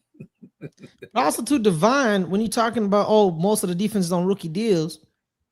Yeah. And we just said Eric DeCosta don't know how to draft. Les Snead do. And Les Snead hasn't had a first-round pick in 8 years. Except Jared Verse. He has 1 first-round pick in Jared Verse. Everyone else is second, third, fourth-round picks. And then Trent McDuffie, Cam Curl, Quentin Lake, Jalen Watson, Nick Landman. They signed Nick Landman. He was off of some scrap heap. He's their starting middle linebacker. Devin Lloyd got $45 million for Carolina. But y'all want to give Roquan Smith $100 million. Listen, man. And Lloyd was making plays. Listen, Nation. I hear you. You're a Ravens fan, and you want to look. We gonna cape for our team. That's what we do. But we also watch football. The Rams were just in the Super Bowl just a few years ago. They were in the NFC Championship game this past season. We didn't make the playoffs. What are we talking about? What are we talking about? All right. Oh, you act like they win back-to-back Super Bowls. They win a lot more games than we are. they're doing something better than we are doing currently. Right. Same as the Chiefs, and they ain't make the playoffs. They have two nationwide. They have 2 Super Bowls since 2000. Same as the Eagles. I mean, like there are a lot of teams that are doing things better than we're doing, and we should be looking at what they're doing, right? Like we're standing on a Super Bowl that we won 13 years ago. Mm-hmm. All right. So you taking it back to 2000. You're not worried about current times. You want to go back to 2000. Okay. Half of y'all weren't even watching football yet. You're too young to be into the sport, right? So like, come on, let's not do that. That Super Bowl is too long ago for you to be standing on anymore. That Super Bowl doesn't matter to you anymore. Also, too, you're right. The NFC ain't like the AFC. You're right, Nationwide, because the AFC has all the quarterbacks that are superhuman. So you should build better rosters for them. Everybody on the NFC, it's very clear. I made this distinction. I don't know if everybody, no one really gives a snap of my opinion. NFC has the best rosters. The rosters, most of the teams, it's all rosters. The AFC got the quarterbacks. Lamar, Josh, Joe, Patrick Mahomes, like the top 5 quarterbacks in the NFL, they're all AFC quarterbacks. NFC ain't like the AFC. Stop it. Who won the Super Bowl? The NFC. Oh, okay. And the NFC before that. You know why? No, because here's the thing, Jose. They built better rosters. So imagine these rosters with Lamar Jackson. Imagine Lamar on Seattle. Imagine Lamar on Philly. I'm just curious. What AFC team was going to beat the Seahawks? Nobody. Okay. All right. Because that defense wasn't going to allow nobody to score. And speaking of, what AFC team was dominant this year? Like truly dominant. Let's take the Patriots out because of this weak schedule. What AFC team was truly dominant? Since we talked about AFC, NFC. I'm an AFC guy. I've always been, even when Baltimore didn't have a team. But let's be real about this conversation. The AFC just ain't it. Hey, shout out to Bilal for the super chat. Appreciate that. He says, chill on roll. He made all pro 2 out of 3 past years. Facts. Listen. No, he put the eye roll emoji. Listen. Yeah, look. We have our doubts about the legitimacy of his first team all pro selections, but he is a good linebacker, right? He is a good linebacker, and he was put in a difficult situation as well, right? Because he came in here and he was expected to be the new Ray Lewis. You can't hold anybody to that standard, right? Just like when somebody was trying to compare Kyle Hamilton to Ed Reed, that's not a fair comparison, right? Nobody is. They're generational for a reason, right? And Roquan and Hamilton aren't generational players. They're very good players, but Roquan, he regressed. He gets tackles, but he doesn't make key tackles. He's still good. He's not great. I think he does better with his coaching staff. But I bring him up to point out that we paid him like he was supposed to be this playmaker that he isn't. And that is wasting money because now we have to go out and spend money on somebody that we hope can be a playmaker for a team. So when I talk about Tyler Linderbaum and his $27 million, yes, you don't want to pay that much for a center. But I only, yes, $9 million jump, you can say it's too much, but we already waste that money and then some on defense when we don't get it right. How many safeties did we bring in? 4. A ton. Right. Let's not forget we had Gardner Johnson. He was on the team. I forgot about that. He was on the team. Then he went and balled out for Chicago. CJ's on everybody's team. Chauncey got CJ's on everybody's team. We cut him, and then he went and balled out for Chicago. Then he fired next week. Oh, by the way, the Broncos wouldn't have beaten Seattle because let me tell you why. Because the New York Giants dropped 30 points on that defense that would have put Sam Darnold in a chokehold. That defense was a little overrated. Get out of my face. The Giants dropped 30. Dude, the Broncos gave up 30 points to the New York Giants with their best receiver being Darius Slayton. All right. So miss me with that Broncos defense. But they nonsense. They were a good team. Yeah, miss me with that nonsense. Jordan Daniels says Kyle Hamilton is generational. He's 6'4", plays in the box. or deep safety. He's not generational. He's excellent. He's an excellent player. I Very don't good. want. You know what? I don't want to get into this debate because y'all gonna have me have people thinking I hate Kyle Hamilton. I do not hate Kyle Hamilton. He's an excellent player. The word he is not a generational player. You cannot just throw that word out there. He is nowhere near the level of Ed Reed. Right. He's not Troy Polamalu. Right? Like, you're not going to compare him to the all-time greats. He's not generational. Right? Now, no, they wouldn't have nationwide. He's got time to change my mind, but he has not started that way. What do you say, Fred? No, he said Denver would have smashed them. No, they wouldn't have. Denver literally won every game by the razor's edge. They had so many comebacks that it was literally crazy to think about it, bro. Like, it was crazy. And also, too, Buffalo should have beaten Denver. They should have. But Bozo McGee playing quarterback, his Bozo gene popped up. Yeah. You know what I mean? So miss me with that nonsense, bro. You leave the phone MVP. Miss me with that nonsense. You said that super chat. First, let's start with Bilal says, I always said him and Queen needed each other. Okay, yes, they definitely play well off each other. And Top World Chris, appreciate the super chat, says bro averaged 5 pound tackles and 2 injured teammates.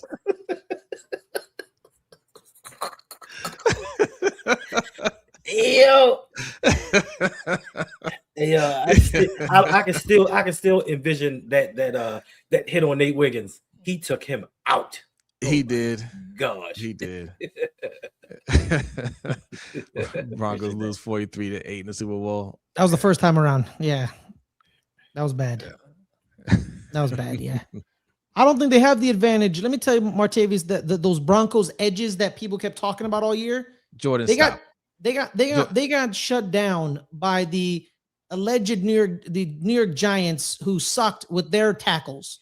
They shut them down. Nick Bonito was a goose egg. And don't tell me Charles Cross and Abraham Lucas aren't good tackles, because they're pretty good. And trust me, if Nick Bonito, because every time people, oh, Nick, Andrew Thomas sucks. No, he's probably one of the best left tackles in the game. Nick Bonito wouldn't have done anything against Charles Cross. Don't be disrespecting Charles Cross like that. He's damn good. Him and Abraham Lucas.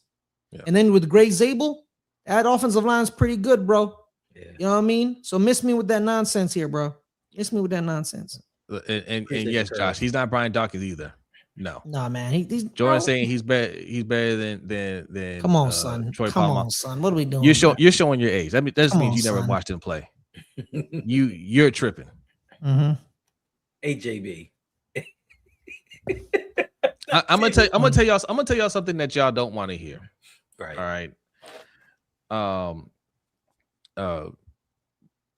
Kyle Hamilton isn't better than Derwin James.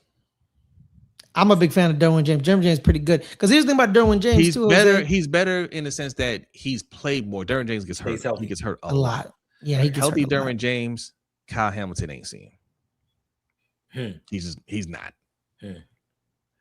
Bilal, thank you for super chat. Says, nah, homie, you tripping. Kyle is better than Troy now. Yeah, he is. 45-year-old Troy Polamalu, absolutely. Yeah. Listen, and we love our plays. We love Kyle Hamilton, and we love the versatility. You know, they'll put up the stats up. He played this position. He played this position. My only problem is paying $100 million to a safety where Kirby Joseph went in the 3rd round. Has the most interceptions since being drafted. And then if we wanted an edge, we should have drafted an edge if we need somebody to play close to the line of scrimmage. My biggest issue is the fact that Kyle is a great player. Take nothing away from him. But to keep saying, for this great player, we need to bring in somebody else to unlock him. Well, we brought in the players to unlock him, and he still wasn't top 10 in tackling. He had 1 sack and 0 interceptions last year. Bro, that's not generational. The Lions, both Lions safeties, Hendo. Brian Branch. 2nd and 3rd round. Thanks. Come on, son. Making plays. Derwin James. Because in the modern day NFL, where defenses are now more spread out, you need safeties who churn the ball over. Mm-hmm. You know, or safeties who know how to blitz properly. Let's look at Seattle's defense. Nick Emunuori, Devin Witherspoon, a corner. They create turnovers and they know how to blitz. Dude, Devin Witherspoon could have had 3 sacks in the Super Bowl. 3. One of them ended up becoming an interception. Yeah. What? One was a penalty they took away from him. Ah, man. Then it was 4 then, because he had 2. Yeah, he had 2. Then the third. Balling. Yeah, he was 2. Then the third one was an interception. And then the fourth one, you said, with the penalty. So he could have had 4 sacks in that game. DBs now have to be versatile. We need to make, and if you're a DB and a safety specifically, and you can't turn over the ball, that's not good. Look what Tennessee does. They commit homicide every play. Those DBs and those corners, they try to kill you. That's football right there. That's football right there. Shout out to him. Shout out to Tennessee. He's definitely better than Derwin James. He's not definitely better than Derwin James. He's more available than Derwin James. Yeah. I think Derwin James was more healthy in his career, and that matters too, right? That matters too. You need to be healthy. Yeah. But healthy Derwin James, I think, is better than Kyle Hamilton. He definitely makes more plays than Kyle Hamilton. Facts, and that's not to take anything away from Kyle. No. I'm happy with Kyle Hamilton here. I'm happy with Kyle Hamilton here. Yeah, we had some lean years without that kind of play. But first of all, I mean, let's not overdo it. Generational, he's not that, man. You have to be a solid, man. He's world class. He's world class. He's top 5 center.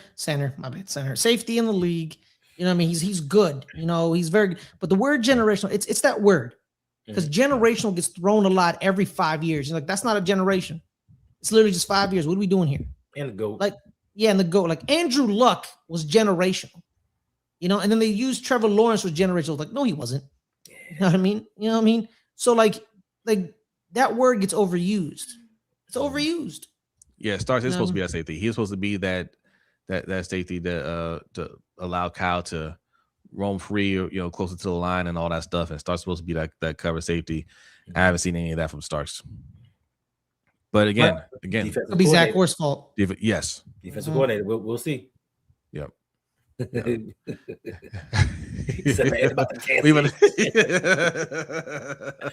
I'm just saying, and I'm not, and this is not directed at you, but a lot of Ravens fans don't watch football outside the Ravens. Like, they don't pay attention. Go look at Derwin James play. And if you want to go statistics, just look at last season alone. I don't even want to talk about the Cleveland Browns game that we lost that could have given us home field advantage in 2024 in the playoffs when Jameis Winston threw a ball directly into Kyle Hamilton's hands and he dropped it. All right, Drippy. We're not saying Bob Branch is better than Kyle Hamilton. We're saying you could get good safeties in the third and second round. You know what I mean? Yeah. You could get safeties that could be your starters for like 5 to 10 years. All right. Big Woke, yes. Oh, wait, hold on. Before we get to Big Woke, I want to address Tanja's point here. She says, how was our defense supposed to take the ball away when we had no pass rusher for years? You need pressure to make those type of plays. We know this. Well, Tanja, we've had pass rushers for years. Just the coaches that we bring in doesn't allow them to be to be the players that they truly are. A prime example was Matt Judon. Matt Judon for years couldn't crack 10 sacks in Baltimore. As soon as he leaves, he's got damn near right. Yep. Zadarius Smith. Always just this last season. I mean, even though he had a 10-sack season and he started the season bad last year, they're like, okay, get rid of him. He's not that guy. As soon as he leaves, boom, 7 sacks, 3 sacks in the playoffs. He's exactly the player we wanted him to be. Just couldn't be that here in Baltimore with the coaching staff that we have. So we had the talent. The talent was always a thing. It's the scheme. It's the head coach. Right. It's those type of things. And you can get pressure. I mean, we got pressure. There are years we got pressure, we just weren't that defense because our coaching staff, led by John Harbaugh, wouldn't allow us to be that defense. Right. It was more about the coaching than the players. And what about game 1? Malachi Starks. Josh Allen throws the ball right to him. Dropped it. It's not all on the pass rush. The players have to make the plays. Darius Washington for years dropped many an interception.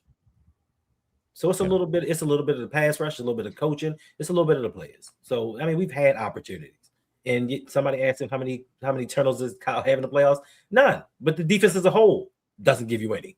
So we can't just put that on Kyle. It's the defense as a whole. Their mentality is not turning the ball over in the playoffs. Like Mark Andrews' touchdowns in the playoffs, 0. Oh man, stop it. Sorry. Yeah. I think y'all take on Kyle is being frustrated. The offense does get enough attention. That has nothing to do with how Kyle is playing with a horrible defensive coordinator for 2 years. What about the years before that? And listen, Kyle Hamilton, at no point did we say Kyle Hamilton was playing horrible. Right. I don't think he played horrible this year. I don't think he played horrible last year. I don't think Kyle Hamilton has played horrible at any point in his career. He might, some years are better than others, right? We're not saying he's played horrible. We're talking about his impact. At one point, like somebody just asked, how many turnovers does he have in the playoffs? Apparently he has a forced fumble against Cincinnati that 1 year. Okay. That's not enough if we're talking about a generational player. And again, like I think just because we're saying he's not Ed Reed, he's not Troy Polamalu, he's not, the greatest safeties of all time, you think we're calling him trash. We're not calling him trash. He's an excellent safety. But you gotta pump the brakes on when you're talking about how good of a player he is. Mm-hmm. If you want him to be on that level, he has to make plays. Right. And he doesn't do that nearly enough. And when you look at a lot of these superstar generational talents, it don't matter who the DC is. It never mattered who the DC was for Ray Lewis. It never mattered who the DC was for Ed Reed. They've made plays. Myles Garrett. It don't matter. Like, it doesn't matter who you bring in. TJ Watt, whomever they have at coordinator, they're going to go out and make plays. That excuse now, when you have bad defensive coordinators, you may not make as many plays. But if you're generational, you find a way to be impactful. Man, shout out to Whitney Merciless. I just thought about him. Stop it, bro. Stop it, bro. Well, I'm just, I want to give him credit. You know what I mean? Just Why? shout out to you. Because I don't think people give him enough credit for the Houston defenses. Whitney was pretty good. Shout out to you, Whitney, wherever you are. Shout out to you, big dog. Amani, stop it. Really? Stop it, Amani. You starting early in the morning. It's too early to do that. All right. We signed Daniel Fowler. Yeah, Ray Lewis could coach himself. Yeah. That's what safety would y'all call generational now? None. Zero. None of them. Like, that's the thing. None of them are generational. Okay. I guess I should ask this. What does generational mean to y'all? Because we can have a different definition of generational. When we say generational, like that's once in a lifetime player. I'm talking like Andrew Luck. Walked in and resurrected the Colts after they got rid of Peyton Manning. He's not generational. Andrew Luck? Andrew Luck wasn't generational. Whoa. He was a generational prospect. Yes. He was pretty good. He was. But yes. But first, again, generational. First, he's generational to me. Think about this. No, okay. Think about this first. As good as Andrew Luck was during his tenure, who led the league in turnovers? He did. They ain't generational. You're trying to make a play, man. You're trying to make a play. That's a good point. So I guess Cam Newton isn't generational either then.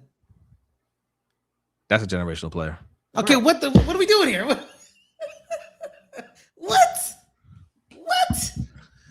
How often do you see a Cam Newton type player? Never really. That's true. That's a good point. Never. Okay. 6'5", played, looked like a defensive end. Let's see here. Yeah. Maybe I'm getting this wrong. Maybe I missed something here. Right. Let's see.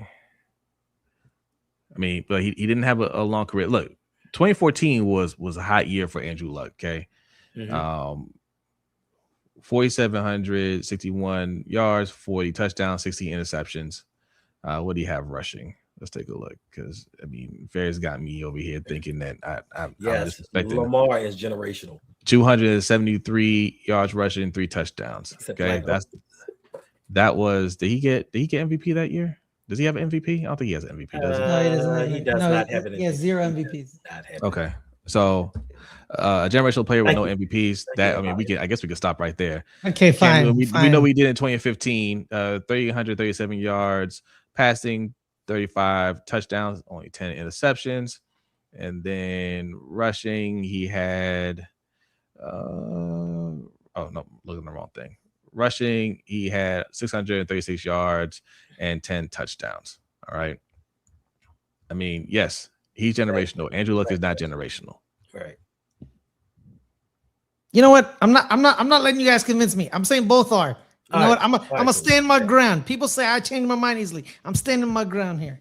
Mark 2K6, appreciate that, says these titles have to be earned with sustained play. That's the key right there. Sustained high level play. Yes, high level play. Yeah. Yes. Yeah. You can't just have a hot year, and just because YouTube gives you all these highlight videos, you think, oh, this is generational. Right. Just because somebody on TikTok says generational doesn't mean he's generational. Got me convinced Brandon Lloyd is the greatest wide receiver of all time. And to say somebody's not generational and great is not a diss. It's not a diss to say somebody's a great player and not generational. Yeah. You ever seen that Brandon Lloyd highlight tape? It was pretty good. It's pretty good. First, no, it's not. I should watch the Brandon Lloyd highlight tape. He was an okay wide receiver, but that highlight tape made it seem like that man was God on earth, man. Yeah. I guess Lamar, Mahomes, Derrick Henry, Myles Garrett. Yeah, generational. There they are. Yeah. It's like you can't stop them. They're unstoppable. Like you have to slow them down, or you beat them. You beat their teams by someone else messing up. You know what I mean? Like with Myles Garrett. Like, unfortunately, he's a loser. But that's because he's a Cleveland Brown.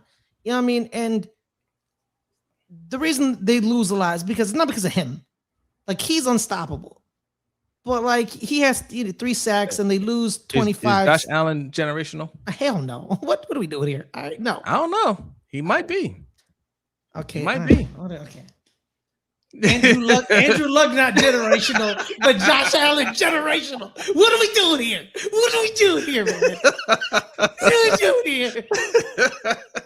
I think that was a special class, right? You have Lamar, Josh Allen. I think just those two from that class will be generational. We got Pat Mahomes. Pat Mahomes is generational, right? Definitely. Yes, absolutely. Okay. Bilal, thank you for the super chat. Says Lamar got to win one to pass Joe. Not sorry. Pass Joe Burrow. I guess so. He's got to win one or make it there. All right, Joe. Yeah, Joe hasn't won one. And Joe hasn't been healthy for 2 consecutive seasons in his career. So yeah. I used to hate the Yeah, so I mean, listen. Yes, Joe Montana even though I hated the 49ers growing up. Joe Montana was cool, generational. Man. He was generational. Joe Cool, man. Steve Young was not. Steve Young was Joe Flacco. Oh, the past Joe Flacco. I mean, listen. Oh, past Joe. Listen, he's past Joe Flacco, and we're not gonna get into Joe Flacco slander over here. We don't do that. We're not doing that. Okay. That. But yes, he's better than Joe Flacco. That's all I'm gonna say. Yeah, Joe Flacco made it a hot line. Lamar Jackson made it a hot song. Yes, yeah. Look, you think he's talking about Joe Flacco? He can't be talking about Flacco, is he? Flacco did us right. I don't care what nobody says. He did us right. Amen. Whoa! Happy birthday at Charm City, the Dawn. Hey, happy birthday! Going to Vegas. That's what's up. Stay safe, man. You stay safe, Charm City. Indeed. Have fun. Well, I hear there's nobody out there these days, so I'm sure it's a lot safer. Yeah. Well, hey, watch out for those tumbleweeds. Yeah. You're gonna have fun, man. Enjoy that. Indeed. All right, listen, just in case y'all don't know, we've gone late today. Way late. Don't expect this tomorrow because I'm back at work. We're back on our normal schedule. All right, we're gonna read a couple more comments and we getting out of here. Still 400 people watching. That's amazing. Yes, indeed. Really appreciate y'all. Hit that like button. If you're new, hit the subscribe button. Tomorrow night, the LBHT show, Rodney will not be here, but Ferris will be here. Hendo? I don't know. I haven't asked him yet. We'll see what his schedule is looking like. Maybe you'll see us 3 tomorrow night as well, but definitely in the morning time. So Noble says NFL is watered down, period. It's heading to playing flag football. All right. So are you going to stop watching? I know what you're talking about, man. Go watch some Houston Texans football. They hit. Well, that's different. That's different. Did you watch the Super Bowl? It's like people want to see that. They want to see that tough nose football until it gets to the Super Bowl, and they're like, oh, it's boring. Right. Boring. I don't want to see this. I want to see some points. We wanted to pass Joe who? It's funny. Nobody thought about Joe Flacco when he said Joe. That's bad. Disrespectful for this fan base. Like, y'all Ravens fans, man. Like, y'all should have known. Y'all thought, like, what's wrong with y'all, man? I ain't gonna run from you. I'll recognize you, man. I'm just saying, man. I'm just saying. You know, the Broncos. The defense was cool. But when you're telling me the New York Giants, who only won 4 games last year, can drop 30 on you, we might have to make this a poll. Is Andrew Luck a generational player? Was he a generational player? We're gonna have to make that a poll. I see where you're going with Ferris. He had the potential. Jose, Nationwide's crazy because he said y'all went all the way to Montana. Y'all didn't even say Flacco. Y'all went from Burrow to Montana. No one said Flacco. You gonna stop disrespecting my quarterbacks? You guys are Ravens fans. Y'all from Burrow to Montana. Y'all didn't say Flacco. No Joe Flacco disrespect. When I see any Joe Flacco slander, I will push you a timeout. Okay. Shout out to Libra for the super chat. It says Ravens 22 draft class has commanded $300 million in contracts. What does that say about the coach who was coaching them? Good luck, Ferris. Ooh. Hey man, my feelings are very clear. We gave that man $100 million guaranteed because coaching contracts are fully guaranteed.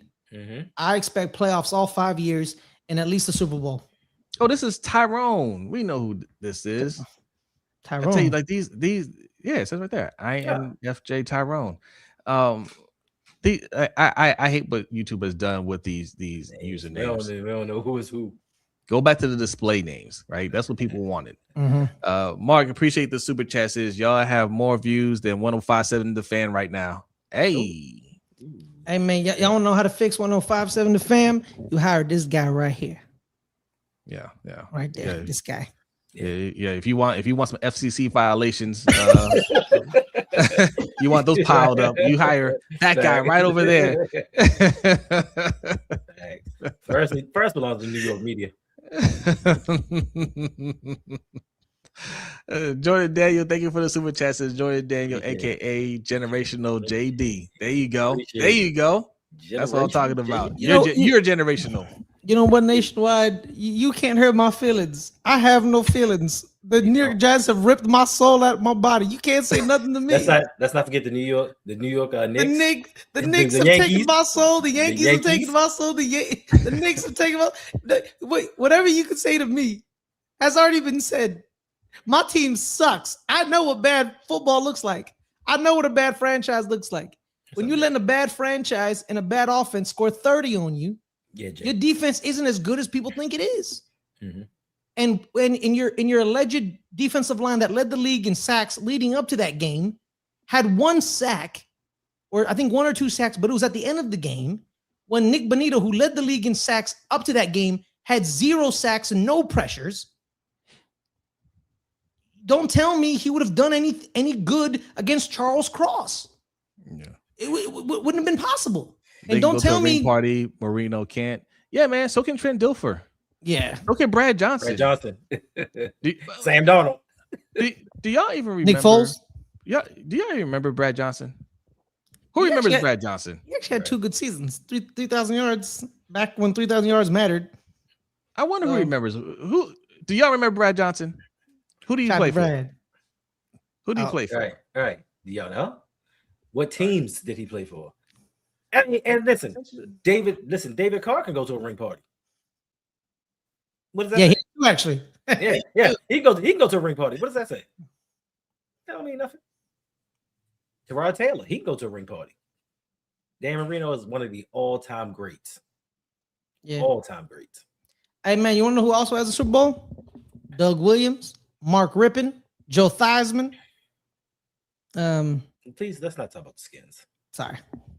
We don't do DC over here. I know you hate them. I apologize. Yes, Kenny Pickett can go to a ring party. Yeah. Dan Marino's one of the greatest. No, Dan Marino was throwing for damn near 5,000 yards when 2,500 was the norm. No, Martavis, you can't say that when Nick Foles literally exists.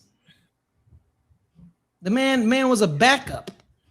Yeah, I mean, you can't. Brad Johnson was better than Nick Foles. Therefore, can go to the ring party as well, but not the Hall of Fame party. Yeah. See, that's why I still contend Tony. He's got to say that with Tony Banks. He was part of that team as well. Okay. Yeah. Also, too, man, I want to point that too is with Dan Marino is that's why I don't really respect that. They didn't pass for a lot of yards in the 80s and the 90s. Dan Marino was passing for 4,000 yards like it was nothing. 48 touchdowns. 48 touchdowns like it was nothing. Dudes aren't throwing for 48 touchdowns today with an extra game. That's what I'm saying, bro. It's crazy. Yeah, Brad when they played with defense. Vikings, Redskins, Bucks, and Cowboys. He won the Super Bowl with the Bucks. Yeah. Yeah. You know what I mean? Yeah. Chad Henne. Yeah, he has. I think he has two. With Kansas City. Eat gas. Yeah, he has one. He has one with Kansas City. Chase Daniels. All right. Chase Daniels has one. Yeah. Doesn't Hostetler got one? Jeff Hostetler? Yes. Who did Jeff Hostetler play for? Yes. Ooh. Who did Jeff Hostetler play for? The reason too. Yes. He is. Listen. If he hadn't held on to that ball in the end zone, game's over. I still don't know how he held on to that ball, bro. Nobody does, bro. Bruce had that man on a lot.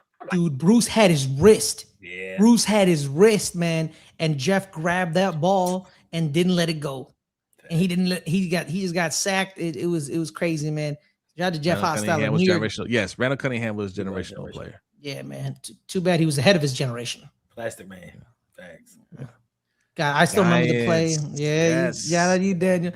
Yeah, the Super Bowl that everyone said that they should have won. Because out of the 4 in a row, that was the one they should have won. Yeah, because the other two, like the Cowboys blew them out in 2 of the 4, and they lost that game against Washington. Yeah, but they should have beaten us. But the problem is they partied the entire week before the Super Bowl. They didn't take the game seriously. And the Giants literally just ran the ball the entire game and didn't allow Jim Kelly on the field. Yeah. They still could have won the game if they hit that field goal. Scott Norwood. But the problem, the one play that comes to mind for me is the 3rd and 12 with Stephen Baker. If they tackled him 5 yards away from the first down, he broke like 4 tackles, got the first down, and that was the lead to the end of the man. I used to like the Bills back then. I ain't gonna hold you. I rooted for them that game, but I'm a big fan of Jim Kelly, man. But Bills. James Lofton. Man, you did, bro. Look, just those teams, man. You got Lofton, you got Reed, Thurman Thomas, Jim Kelly, Andre. No, it's not Andre. I was about to say Andre Talley, but that's not him. John, I think John Talley. It was Daryl Talley. Bruce Smith, man. They had a squad. The K Gun. It's just, man. They lost to every single NFC team because every NFC team was. Because every NFC team was bigger than them. They're all bigger than them. That's for you, Ferris. Can't believe likely chose Jackson Dart and Matt Nagy to go back to that terrorist John Harbaugh. They stayed with Lamar EDC as a terrorist, just like his buddy John. But likely, out of all teams, hey man, look, you go where they want you, and you'll know how much they want you by how much they pay you. Also, too, I think I said this on a couple of morning shows ago, where I said Isaiah Likely. Because I said Isaiah Likely is probably better than most tight ends in the league. And I told him he's better than the Giants tight ends. Because the Giants, before yesterday, they have a tight end that only blocks. They re-signed him, Chris Manhertz. Their other tight end who never got on the field that also played H-back. I never understood why they never played him at tight end more. He's now in Tennessee, which is funny. He goes to the coach that didn't play him at tight end. I don't know why, but sure, go follow Brian Daboll. And then they have a tight end now who can't catch. Theo Johnson, 6'5", he's big. It don't matter if you can't catch a 3-yard curl. Like literally, he would curl in, boom. He dropped so many of those catches, so many. You can't catch, you can't play. So Isaiah Likely walks into this room. He's tight end 1. He's better than them. Right. Well, if you need a tight end 2 that can catch that curl, there's one out there, Hard R. Ricard. He's slash fullback as well. I don't know why you would even sign a fullback. Just draft one. Just draft one, bro. But he plays tight end as well. He can help you open line. I'm good. He can go out for passes in the playoffs. I don't care. You know, I mean. All right, we're gonna wrap up here because we gone over. Someone brought up Reggie White. I have a Reggie White story that breaks my heart. Okay, we'll say that for tomorrow. Okay. Say that for tomorrow. All right. 2 hours in, still over 400 people watching, man. Salute to y'all. Really appreciate that. Don't expect 2 hours tomorrow. We're back to 30 minutes. Okay. Maybe you might get a little bit more than 30 minutes, maybe 45, maybe. All right. But we're gonna have a lot to talk about. And tomorrow is Wednesday, so it'll be a shorter morning show, but you also get the LBHT show. All right. So make sure you turn your notification bells on. And we're gonna be talking some Panthers too. Panthers made some big moves as well. So get ready for all that, and we'll see what happens today. All right, Ferris, plug your stuff. Let's Get Ready Network, LGRN_GFBR. You see it right there. Patreon, patreon.com/LGR_network. We're at 327 subscribers on our sports channel. 23 away from 500. Let's make it 500. 500 is great. I would love it. Trying little goals, 350. Trying to get 350 with 500 would be great. On our entertainment channel, we're over 1,000. We just need some more watch hours. So if y'all like movies, TVs, reviews, we hop in. We do that as well. Yeah. There are 400 people watching. Just go over to Good Friends, Better Rivals, and let's get this band to 500. Please and thank you. And let's get me to 9,000. Let's get Hendo to 9,000. I mean, that can happen ASAP. All right, let's get us to 4,000. Lunch break hot take. All right, we have goals. Y'all see them. All right, help us meet them. You've been helping us meet them, but keep pushing it. Keep pushing it. Tanja says, I didn't see Likely going with Harbaugh, but I sure didn't want to see him go to the division or the AFC. He's in the NFC, and I'm okay with that. Yeah, that's all the way. Yeah. Whatever, man. Like I said, I don't have faith in EDC, and you shouldn't have faith in him either. But we hope for the best. Okay. And yes, it could be a good day, and we're going to send positive vibes out there. Appreciate it, John. That's all we can do. But if it doesn't happen, you know what it is. You can't be shocked. You can be disappointed. You can be upset. You can't be shocked though. All right. So we'll see. All right, y'all. Y'all have a great day. We will see you tomorrow. Peace.